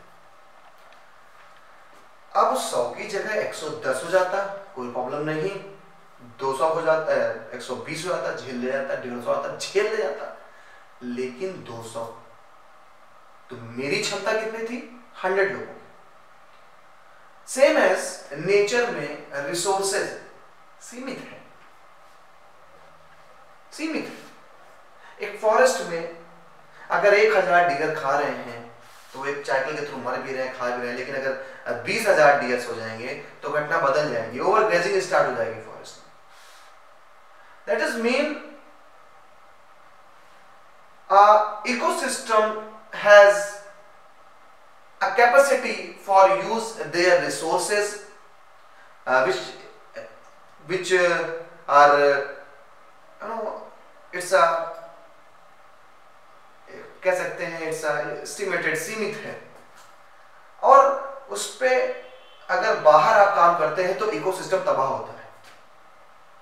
हमने उसी लिए एक टर्म यूज किया, कैरिंग कैपेसिटी डिनोटेड बाय के से हम डिनोट करते हैं कैरिंग कैपेसिटी को। खास करके तब हम पढ़ते हैं जब हम ग्रोथ कर्व के बारे में जानते हैं कि अगर किसी भी इकोलॉजी इकोसिस्टम पे कोई ग्रोथ हो रही है तो वहां पर कैरिंग कैपेसिटी जरूर होगी। हर एक इकोसिस्टम में एक कैरिंग कैपेसिटी होती है। तो it is a boundary line which support to living organism. तो एक ऐसी बाउंड्री लाइन, एक ऐसी कैपेसिटी जो लिविंग ऑर्गेनिज्म को सपोर्ट कर रही है, पॉपुलेशन को सपोर्ट कर रही है, उसे हम कैरिंग कैपेसिटी कहते हैं। तो थीम तो समझ में आ गया होगा कि कैरिंग कैपेसिटी है क्या चीज। तो कैरिंग कैपेसिटी एक बॉर्डर लाइन है रिसोर्सेज का, जिसके बाद चीजें फिर तबाह होती हैं। आप उस रिसोर्सेज तक सीमित रहें, वो हमारी कैरिंग कैपेसिटी है। नेक्स्ट क्वेश्चन, क्वेश्चन नंबर 5 क्या कहते हैं क्वेश्चन नंबर 5 पे, define adaptations in animal to avoid predation। Predation से बचने के लिए एनिमल क्या क्या एडॉप्टेशन करते हैं। प्रेडेशन खतरनाक चीज है, हर कोई बचना चाहता है। शेर से बेचारे हमारे हिरन बचना चाहते हैं, छोटे मोटे हमारे इंसेक्ट फ्रॉग से बचना चाहते हैं। सभी सब किसी न किसी तरीके से अपने प्रे से परेशान होते हैं, जीने मरने का सवाल होता है। तो कह रहे हैं कि कुछ एनिमल्स में क्या क्या अडेप्टेशन होते हैं जिससे वो प्रेडेशन से बचें। तो चलिए आपको बताते हैं, define adaptation in animals to avoid predation. तो पहला आप ले लीजिए प्रेडेशन में, मैं साइड में कर लेता हूँ यहाँ पे, कैमोफ्लेज।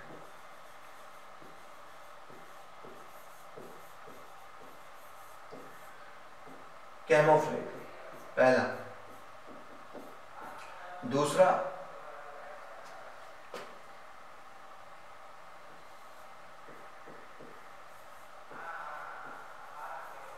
सिग्नल्स कुछ होते हैं।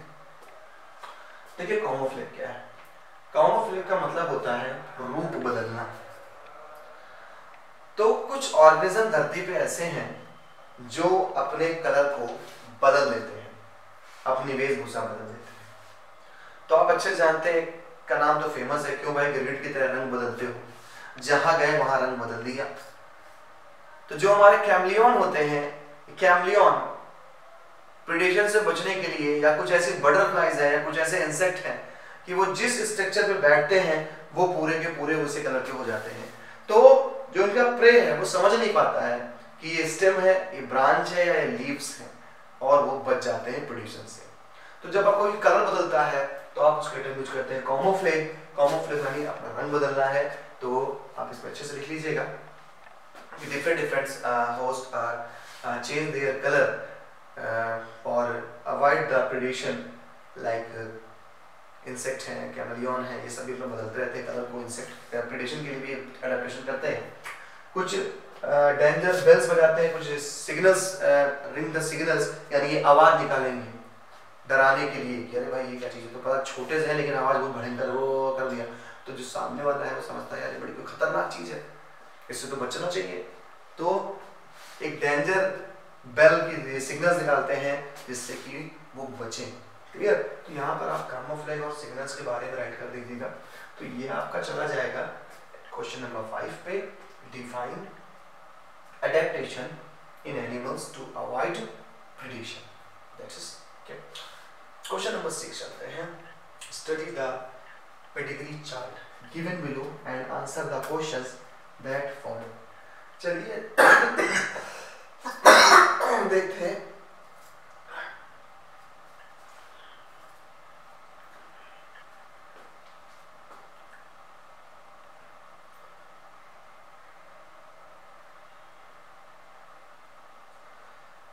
पेडिग्री एनालिसिस के लिए इस क्वेश्चन के पास ले चलने से पहले मैं कुछ आपको टेक्निक बताना चाहता हूं, क्योंकि इन्हीं क्वेश्चन के हिसाब से हमारे कुछ टेक्निक बन जाए।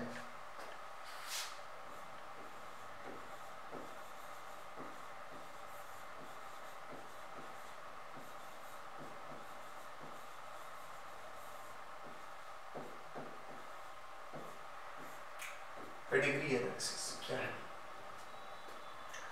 पेडिग्री एनालिसिस एक प्रोसेस है पेरेंटल डिसीज से जुड़े फ्लोचार्ट का, जिससे हम जनरेशन टू जनरेशन फ्लोचार्ट तैयार करते हैं डिसीज के बारे में और पता लगाते हैं कि आने वाली पीढ़ी में क्या ये बीमारी किसी बच्चे को होगी, किसी बेटे को होगी या फिर किसी बेटी को होगी। इसके लिए जो हम एक फ्लोचार्ट तैयार करते हैं, एक चार्ट तैयार करते हैं फैमिली ट्री का, उस फैमिली ट्री के चार्ट को हम पेडिग्री बोलते हैं और उसके स्टडी को पेडिग्री एनालिसिस कहते हैं। पेडिग्री एनालिसिस में जो डिसीज है हमारे पास, बेसिकली वो डिसीज बोली जाती है, एक ऑटोसोमल है,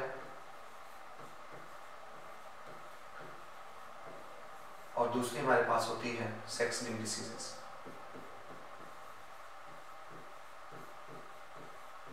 autosomal and sex linked disease. Autosomal का मतलब होता है आपके पास 1 से लेकर के 22 पेयर, 1 to 22 पेयर जो क्रोमोसोम्स हैं, 1 से 22 पेयर तक जो क्रोमोसोम्स हैं, ये ऑटोसोम्स बोले जाते हैं because they are X and X. Sex linked का मतलब है आपका 23rd जो पेयर है, 23rd पेयर, ये 23rd पेयर सेक्स क्रोमोसोम होता है।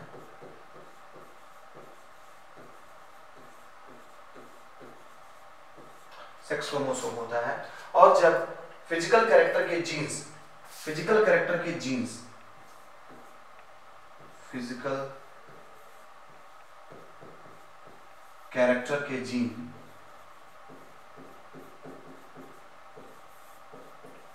लिंक्ड हो जाते हैं, जुड़ जाते हैं सेक्स क्रोमोसोम पे, तो ये बन जाते हैं sex linked diseases. Sex linked diseases में कलर हीमोफीलिया, कलर ब्लाइंडनेस, ऐसी सारी बीमारियां आपकी आती हैं। एंड ऑटोसोमल में बहुत सारे डिसीजेस हैं, थैलेसेमिया है, सिकल सेल एनीमिया है, ऐसी बीमारियां आती हैं।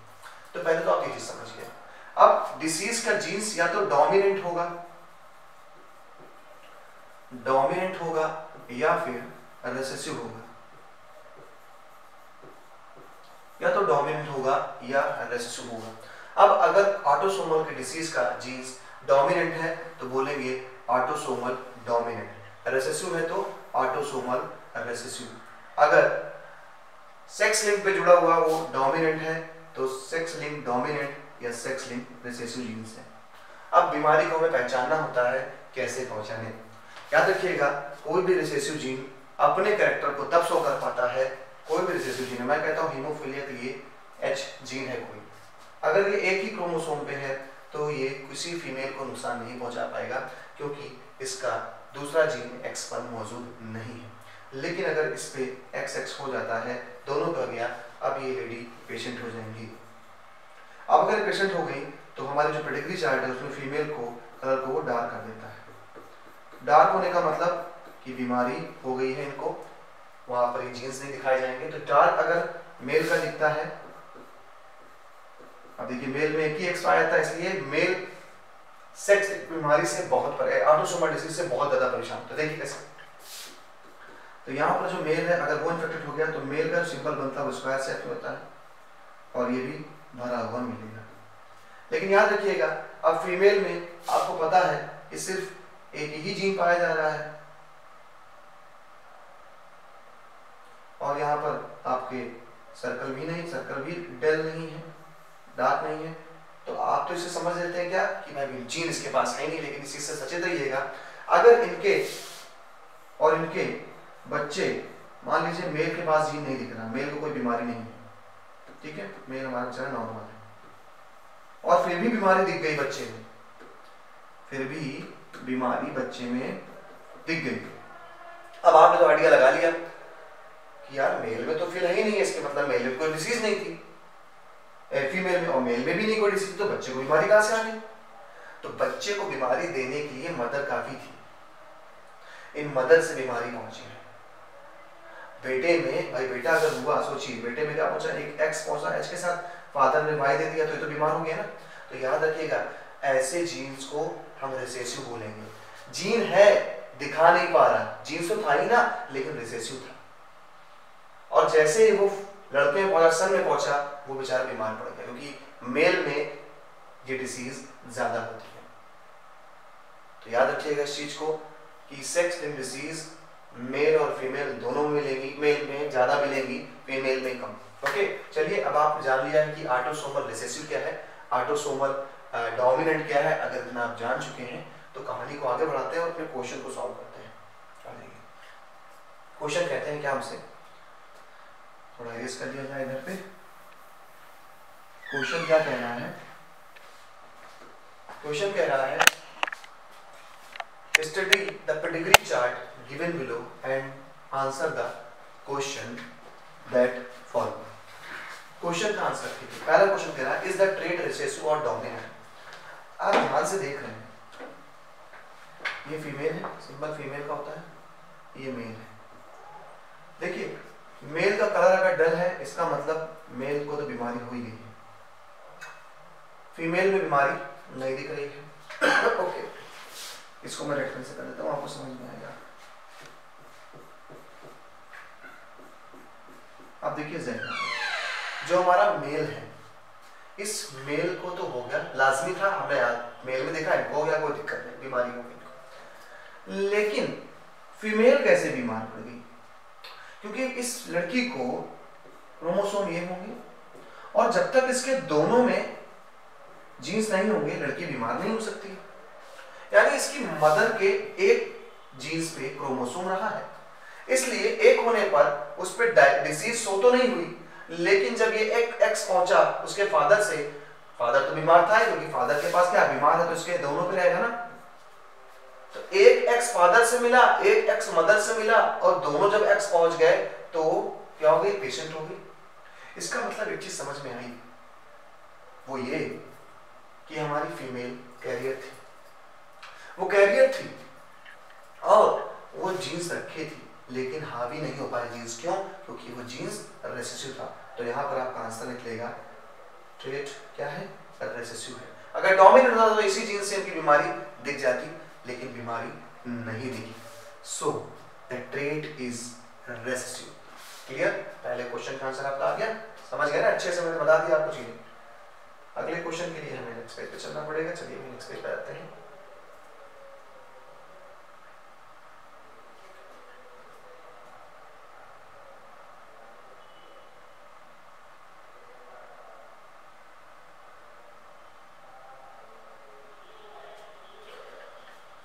क्वेश्चन नेक्स्ट क्वेश्चन आता है हमारा बी, उसी का अभी ए हमने सॉल्व किया था, बी आ रहा है is the trait sex linked और ऑटोसोमल। आप देख रहे हैं कि डिसीज मेल और फीमेल में बराबर पहुंच रही है। अगर केवल मेल को डिसीज होती तो हम कहते ये हमारा एक सेक्स लिंक डिसीज है, क्योंकि केवल मेल को हो रही, लेकिन नहीं, पहली जनरेशन में डिसीज मेल के पास ही पहुंची और फीमेल के पास भी पहुंची, दोनों के पास पहुंच रही है, इसलिए ये जो डिसीज होगी ये डिसीज ऑटोसोमल होती है, क्योंकि यहाँ पर इक्वल अमाउंट मिल रहे हैं, मेल को भी है फीमेल को भी। सिर्फ अगर मेल यहाँ पर होता तो ये ट्रिक है, अगर मेल ही इन्फेक्टेड हो रहे हैं तो आप बोलेंगे ये सेक्स लिंक डिसऑर्डर है, लेकिन मेल एंड फीमेल दोनों हिट हो रही है, इसलिए जब भी किसी फ्लो चार्ट में, जब भी किसी पेडिग्री चार्ट में अगर मेल फीमेल कंपैरेटिवली बराबर डिसीज हो रही है उनको, तो आप बोलेंगे कि भाई ये जो है ये हमारा ऑटोसोमल है, और अगर मेल ज्यादा हो रहे हैं तो आप बोलेंगे ये सेक्स लिंक है। रेसेसिव और डोमिनेंट की पहचान मैंने बताई दी, तो ऐसे क्वेश्चंस आप अच्छे से सॉल्व कर लेंगे। क्वेश्चन नंबर 7, क्वेश्चन नंबर 7 कहते हैं डिफाइन ब्रूड पैरासिटिज्म, या इसी में है define an urn shaped pyramid of human population. तो डिफाइन ब्रूड पैरासिटिज्म क्या होता है? देखिए ब्रूड पैरासिटिज्म एक तरीके का छलावा होता है। हमारी एक बर्ड होती है कुक्कू, ये कुक्कू क्या करती है? अपने एग को क्रो के नेस्ट में लेइंग करती है, क्रो के नेस्ट में लेइंग कर देती है अपने एग को।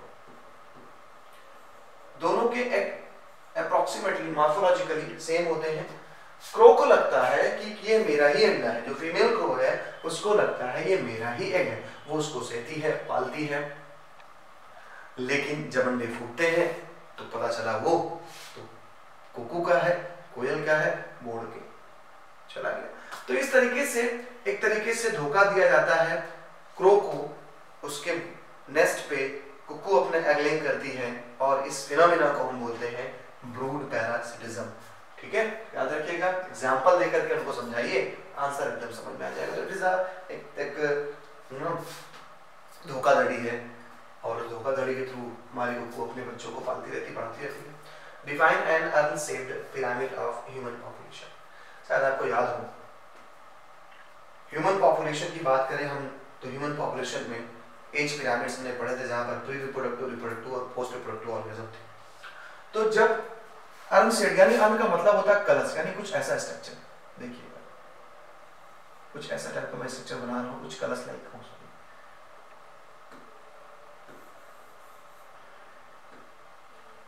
कुछ कलश के जैसा स्ट्रक्चर, कुछ कलश ऐसे ही होते हैं। तो ये अनसेप क्या बन रहा है? अनसेप का मतलब ये बना जैसे आपने कलश बना दिया, यहाँ पे नीचे ये हो गया, ये हो गया, और ऊपर थोड़ा सा हल्का पतला है ऐसे। ये हमारा होता है प्री रिप्रोडक्टिव, यहाँ पर मौजूद है हमारे प्री रिप्रोडक्टिव, इस जगह पे हमारे होते हैं रिप्रोडक्टिव,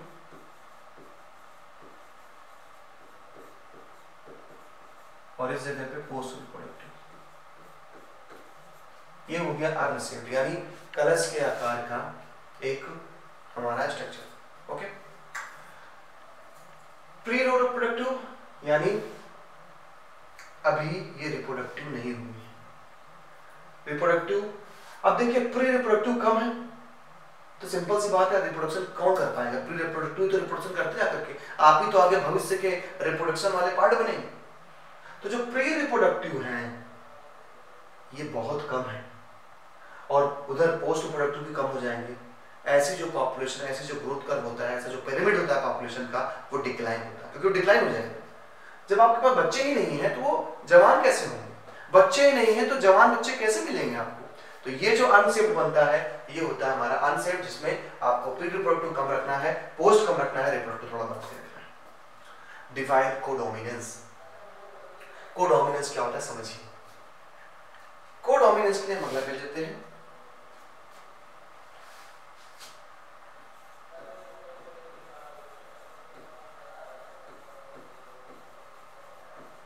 कोडोमिनेंस,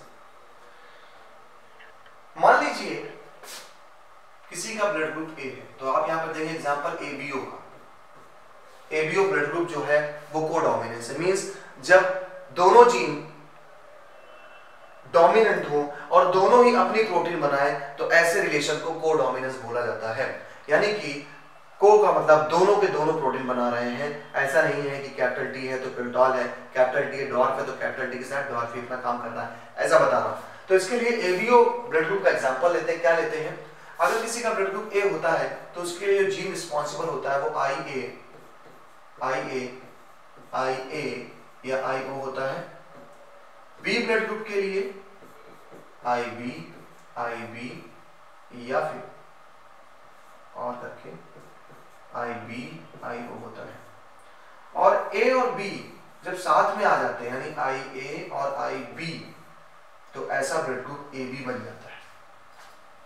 कोडोमिनेंस कर रहे हैं, ए जीन भी डोमिनेंट है, ए भी डोमिनेंट है एंड बी भी डोमिनेंट है, ए भी डोमिनेंट है, बी भी डोमिनेंट है, दोनों डोमिनेंट है। और जब दोनों एक साथ आ गए, दोनों के जीन एक साथ आ गए तो दोनों ने अपनी अपनी एंटीजन को बनाया। इन्होंने एंटीजन ए बनाया, इन्होंने एंटीजन बी बनाया, और जब दोनों एंटीजन पाए जाते हैं किसी ब्लड में तो ऐसा ब्लड ग्रुप ए बी माना जाता है। ये आप अच्छे से जानते हैं, क्लियर? तो ऐसा ब्लड ग्रुप ए बी, ये एक एग्जांपल है कोडोमिनेंस का। ओके, अब आ जाते हैं हम लोग सेक्शन सी पे। सेक्शन सी पे क्वेश्चन है, बढ़िया बढ़िया क्वेश्चन है। ए बी सी टी पे, हमें टी पे खत्म करना है खेल। चलिए आ जाते हैं सी पे। सी पे आ जाए तो सी पे थोड़ा सा हम लोग चालू करते हैं section C. Number 9, draw a labelled diagram of mammal testis. तो मैमल के टेस्टिस का एक डायग्राम ड्रॉ करना है। चलिए ठीक है, देखिए मैं आपको हिंट देता हूँ कैसे ड्रॉ करना है डायग्राम। आपने करना क्या है, कुछ स्फेरिकल स्ट्रक्चर बना लीजिए ऐसे, ऐसे क्लियर। थोड़ा थोड़ा करेक्ट से इनको जोड़ के दिखाइए, ऐसे ऐसे ऐसे ये आपस में जुड़े हैं। टेस्टिस जब आप कट करते हैं, टेस्टिस का दे रहा है, अगर सेमिनिफेरस ट्यूब्यूल देगा तो आप ऐसे जाएंगे, लेकिन क्वेश्चन में कह रहा है आपसे टेस्टिस का स्ट्रक्चर ड्रॉ करना है। तो टेस्टिस पे जाएंगे तो टेस्टिस में थोड़ा सा ऐसा शेप बनाइए, ओवल शेप में, यू ले जाइए ऐसे, क्लियर। यहाँ पे एपिडर्मिस हो जाएगा, जान लीजिए। ऐसा करने के बाद आप एक अनदर लेयर लीजिए, कुछ ऐसे, ये ऐसे जाए, ये ऐसे, ये ऐसे, ये ऐसे ले लीजिए, ये ऐसे, ये ऐसे। क्लियर? ऐसा करने के बाद आपने क्या करना है, आपने हाईली कॉइल्ड स्ट्रक्चर बनाने हैं। कैसे? ऐसे, और एक एक कॉइल्ड स्ट्रक्चर को इसके अंदर लेके जाना है, ऐसे ऐसे ऐसे।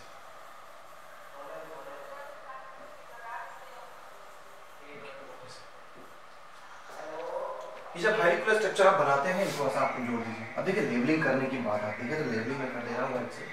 देखिए ये बनेगा ट्यूनिका पेलविजिनिया, ये आपके हैं टेस्टिकुलर लोब्यूल्स, ये आपकी हैं seminiferous tubules. Okay, seminiferous tubules. Seminiferous tubule के बाद ये आपका जो पार्ट है ये है एपिडिडाइमिस, एपिडिडाइमिस एंड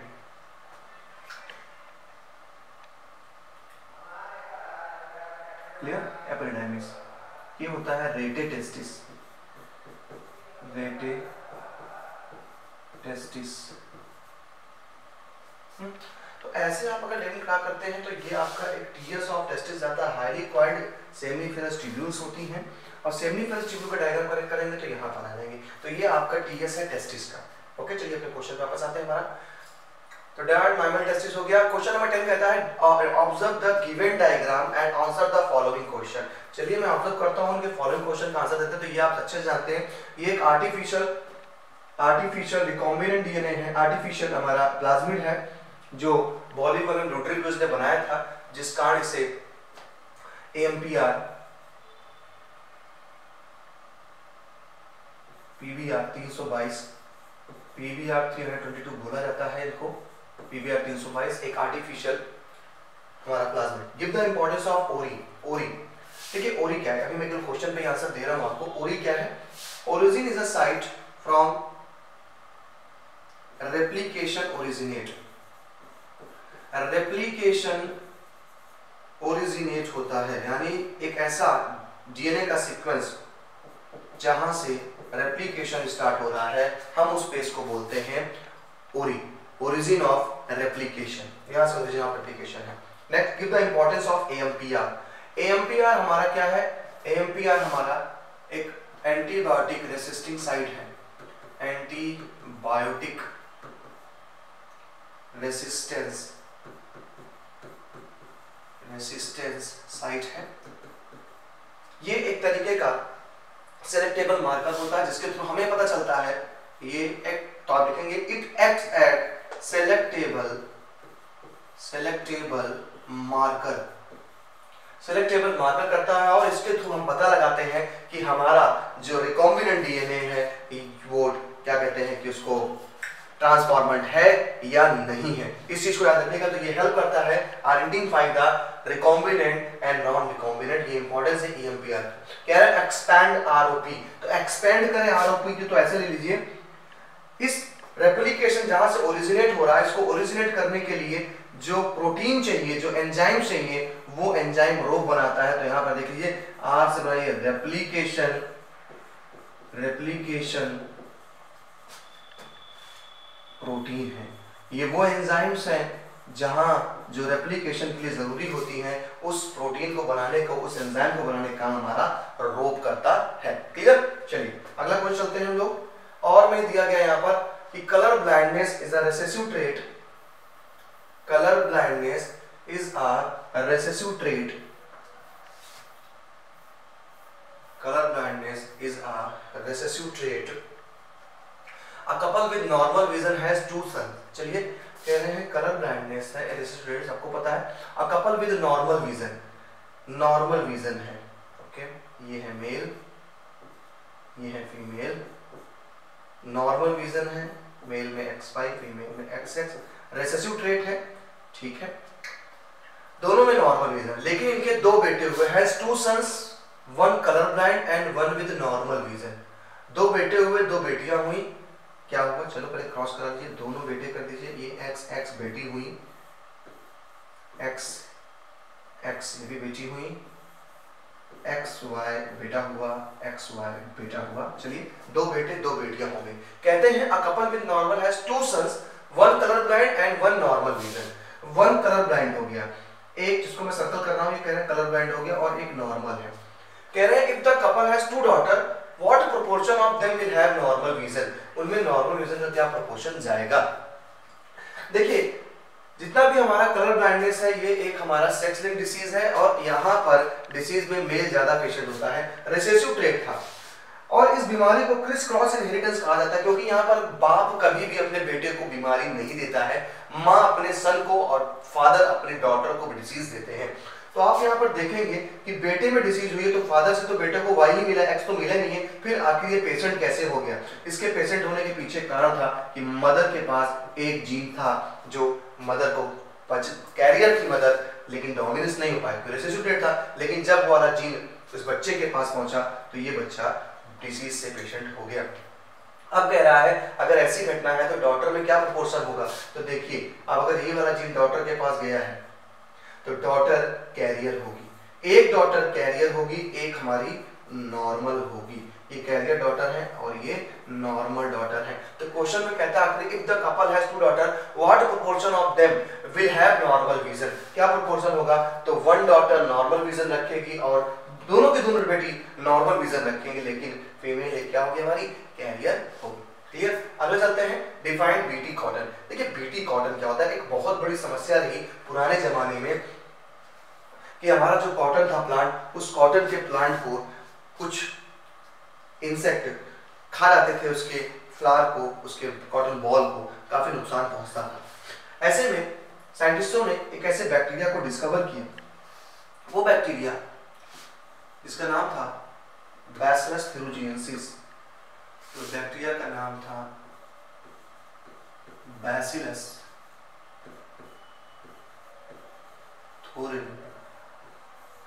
थ्यूरोजिएंसिस। ये जो बैक्टीरिया था, इस बैक्टीरिया में क्राई जीन नाम की एक जीन पैदा था जिससे एक टॉक्सिक प्रोटीन बनती थी।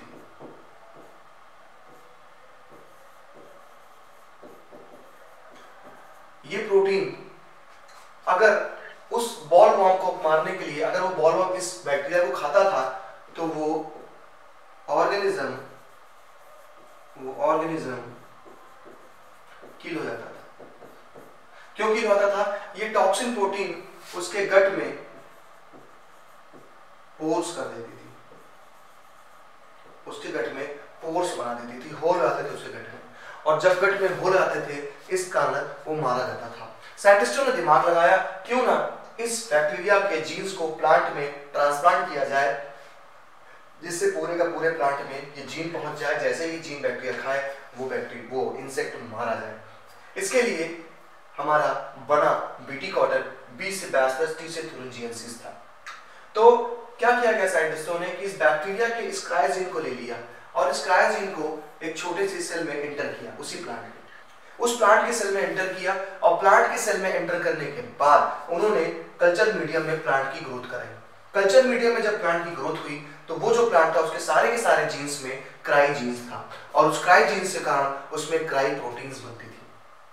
ये क्राई प्रोटीन्स जब वो इंसेक्ट खाता था तो वो मर जाता था, यानी बिना किसी हमको छिड़काव के हमने अपने प्लांट को बचाया, और ये हमारा जो क्रॉप तैयार हुई उस क्रॉप को बीटी कॉटन के नाम से जाना जाने लगा। Define analogous organs by giving two example. दो एग्जांपल देकर के हमें एनालॉगस ऑर्गन के बारे में बताना है। चलिए एनालॉगस ऑर्गन पे चर्चा करते हैं, क्या होती है एनालॉगस ऑर्गन।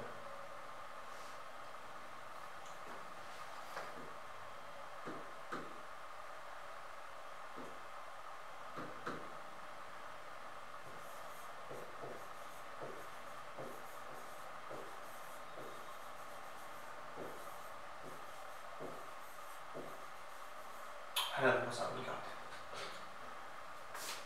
जब ऑर्गन्स फंक्शन में सेम, फंक्शनली सेम हो एंड ओरिजिन डिफरेंट हो, ओरिजिन डिफरेंट हो, ऐसे ऑर्गन्स को हम एनालॉगस ऑर्गन कहते हैं। यानी फंक्शन में सेम हो लेकिन ओरिजिन में डिफरेंट। एग्जांपल दो मांग रहे हैं, पहला एग्जांपल देता हूं आपको एनिमल में। तो wings of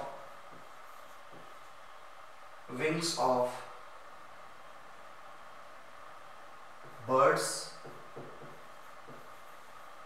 bat, house fly,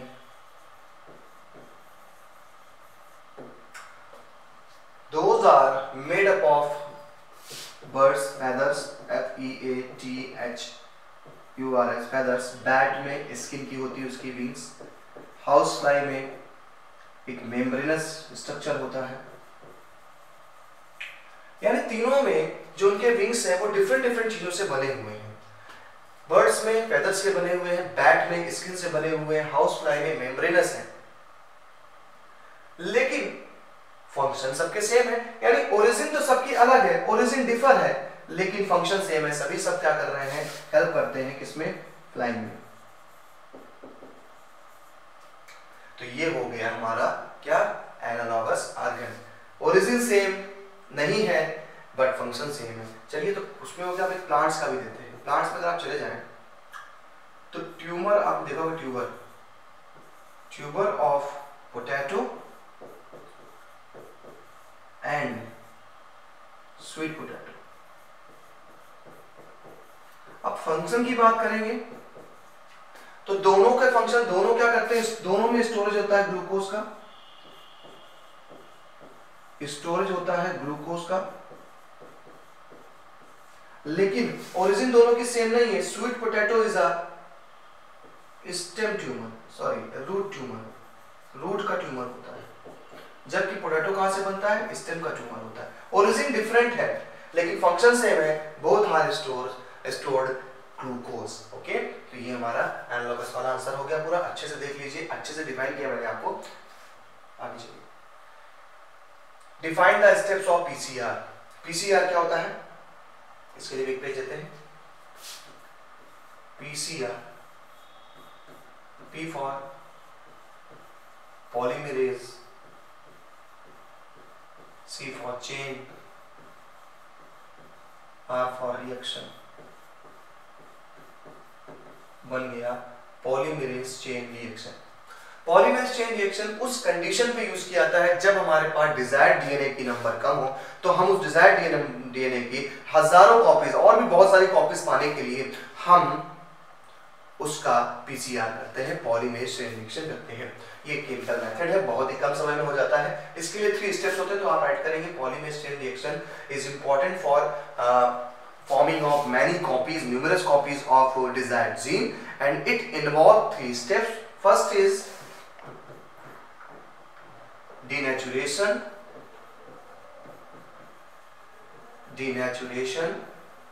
second is annealing,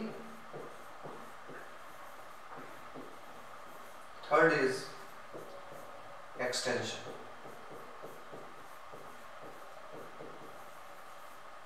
denaturation में आप क्या करेंगे, डीएनए के दोनों सेगमेंट को हम डीनेचुरेट करेंगे जिससे वो सेगमेंट के बीच गैप हो जाए। हाई टेम्परेचर पे अप्रॉक्सीमेटली 95 डिग्री सेल्सियस पे हम ये काम करेंगे।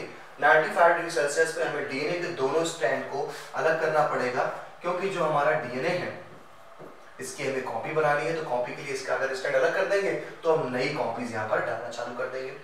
डिनेचुरेशन के बाद जब एनीलिंग करते हैं तो हम करते क्या है, हम आर्टिफिशियल बने हुए कुछ छोटे छोटे न्यूक्लियोटाइड्स के ग्रुप को लाते हैं, जिसे हम कहते हैं प्राइमर्स। हम छोटे छोटे न्यूक्लियोटाइड का ग्रुप लाएंगे जिसे हम बोलेंगे प्राइमर,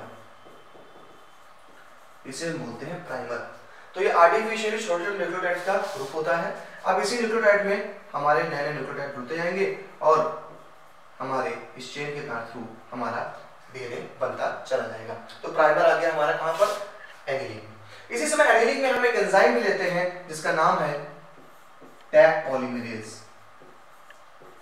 टैग पॉलीमरेज, ये टैग पॉलीमरेज का फुल फॉर्म है थर्मस एक्वाटिकस, जो हाई टेम्परेचर पे भी जिंदा रहता है, यानी हाई टेम्परेचर पे इसका डीएनए बनाने वाला एंजाइम जिंदा रहता है। तो यहाँ पर टेम्परेचर काफी हाई था, इसलिए हमने टैग पॉलीमरेज लिया। ये पॉलीमरेज एंजाइम प्राइमर्स में नए नए न्यूक्लियोटाइड को जोड़ता जाएगा और लास्ट में जब चेन लंबी हो जाएगी तो हमें कई सारे हमें डीएनए के सेगमेंट्स मिल जाएंगे। एक्सटेंशन का मतलब होता है बढ़ना, ढेर सारे हमें ऐसे ही डीएनए के फ्रेगमेंट मिलेंगे और इसको हमने एक्सटेंशन बोला।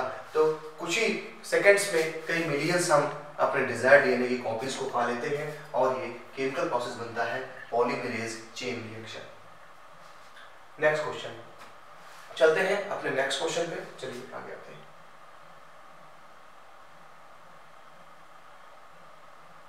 Okay, what do you mean by double fertilisation?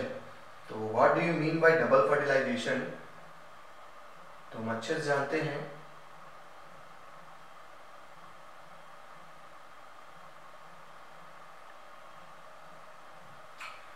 What do you mean by double fertilization. तो देखिए डबल फर्टिलाइजेशन क्या होता है समझिए जरा। जब आप ऐसे लिखेंगे double fertilization is discovered by Nawaschin and there are following steps are involved. क्या स्टेप्स इन्वॉल्व होता है? When the pollen tube goes inside the ovary, then the male gametes are releases in the embryo sac. It is an egg cell. There are two polar nuclei, that's mean secondary nuclei. And हमारे male gametes release हो गए। One male gamete fused with egg cell and form zygote. After pollination, one male gamete fused with egg cell and form zygote, and another male gamete fused with secondary nucleus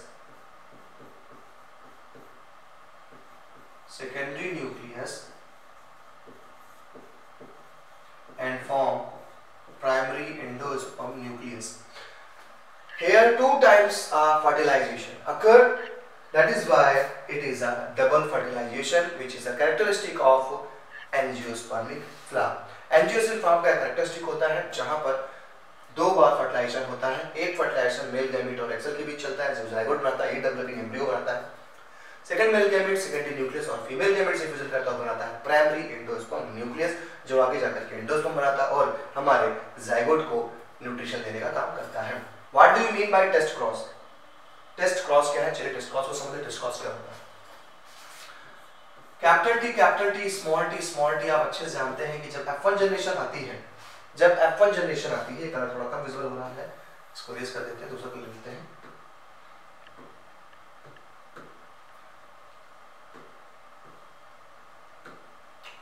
capital T का जब आप cross कराते हैं small T और small T से, F1 generation में सारे plant आपको कैपिटल टी और स्मॉल टी मिलते हैं।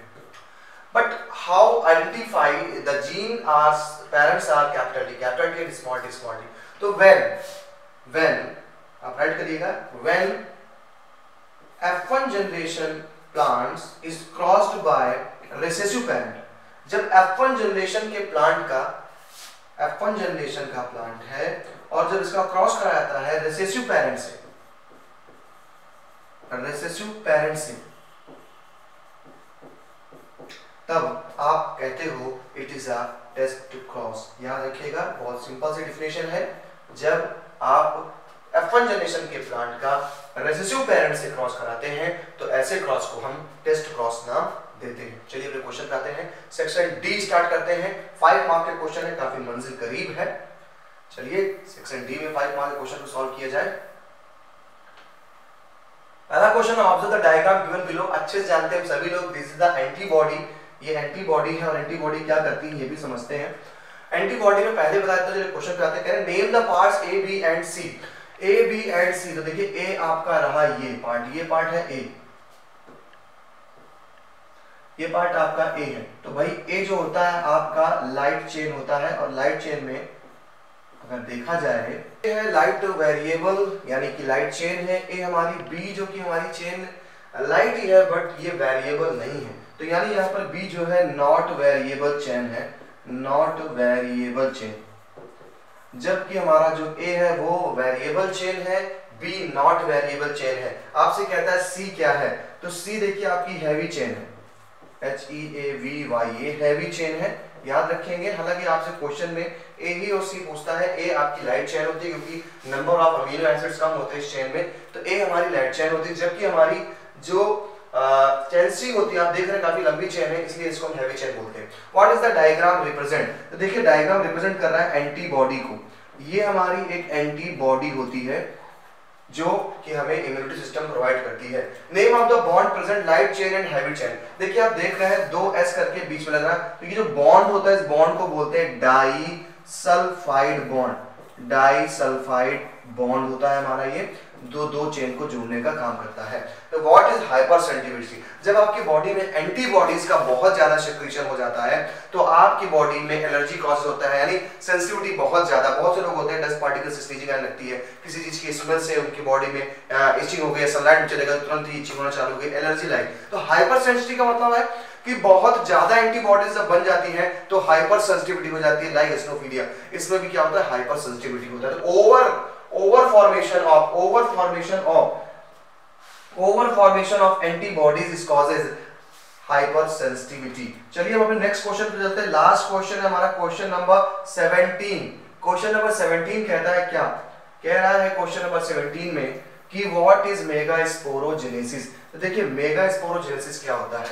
पहली बात तो जाने formation of ovule and development of embryo sac. तो मैं यही लिख देता हूं कि चलिए नया पेज लेते हैं। हमसे पूछा जा रहा है मेगास्पोरोजेनेसिस को,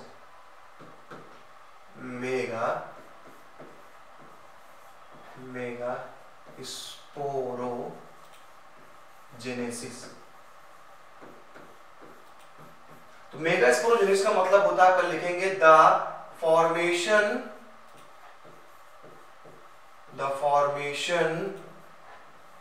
of ovule and development of embryo sac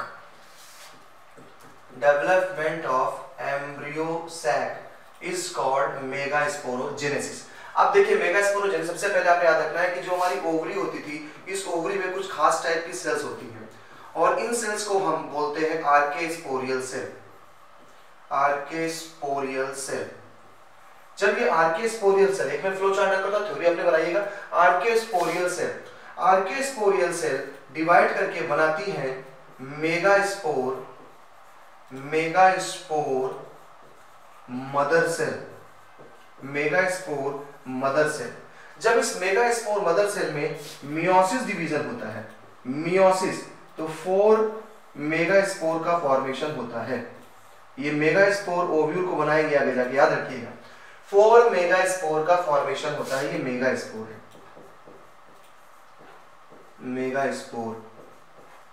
ये जो 4 मेगास्पोर बनी है, इस 4 मेगास्पोर में 3 मेगास्पोर डीजनरेट हो जाती है, 3 मेगास्पोर डीजनरेट हो जाती है, यानी सिर्फ एक बचती है हमारी फंक्शनल मेगास्पोर।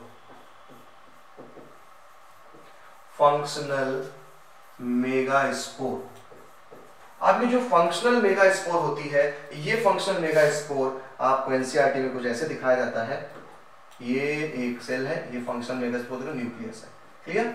ये ओवरी के अंदर ओव्यूल का फॉर्मेशन हो चुका है। अब ये जो फंक्शनल मेगास्पोर है, इसका न्यूक्लियस डिवाइड करता है 1 time, 2 time, 3 time, 4 time division के बाद, बट डिवीजन होता है माइटोसिस। तो 4 टाइम माइटोसिस डिवीजन के बाद हमारा एक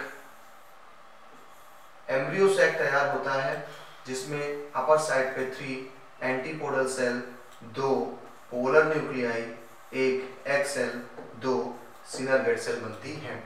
तो ये जो ओवरऑल डेवलपमेंट हो रहा है, जो कि हमारा फॉर्मेशन हुआ ओव्यूल का और डेवलपमेंट हुआ एम्ब्रियो सैक का, इस ओवरऑल प्रोसेस को हम मेगास्पोरोजेनेसिस कहते हैं, यानी the formation of ovule and development of embryo sac is called megasporogenesis. तो अच्छे से कीटम आपको दिया है, फ्लो चार्ट चाहे तो एग्जाम में ऐसा फ्लो चार्ट बना सकते हैं, तो इसका एक अलग इंप्रेशन पड़ता है एग्जामिनर पे।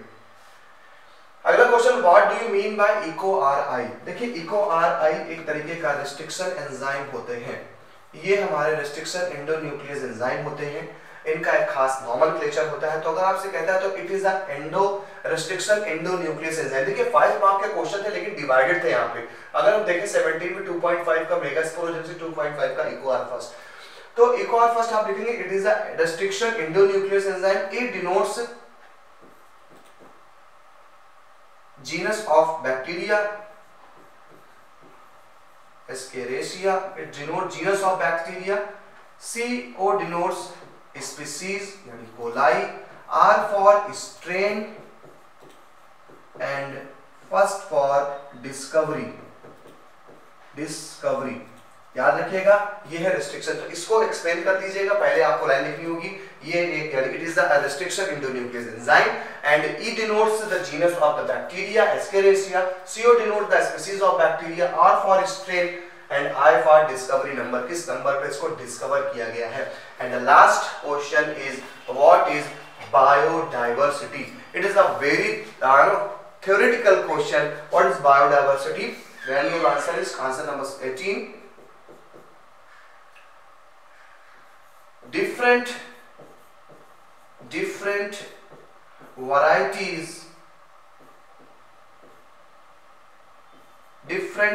variety of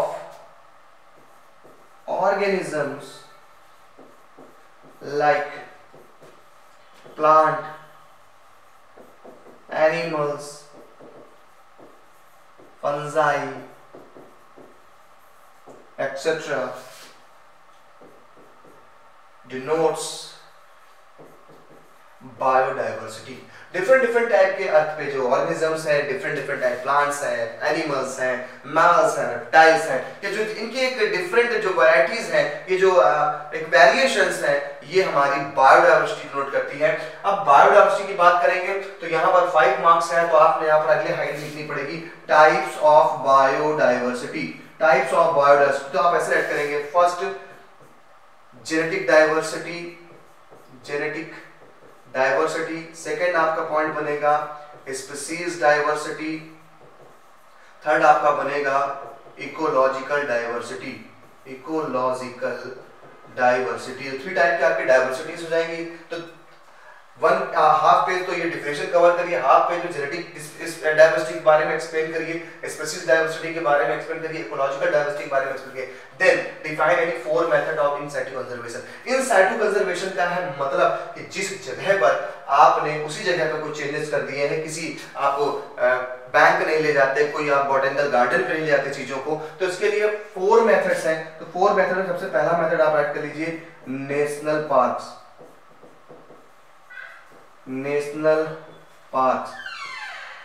next sanctuaries,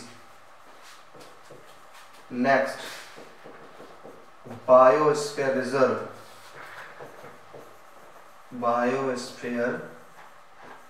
reserve,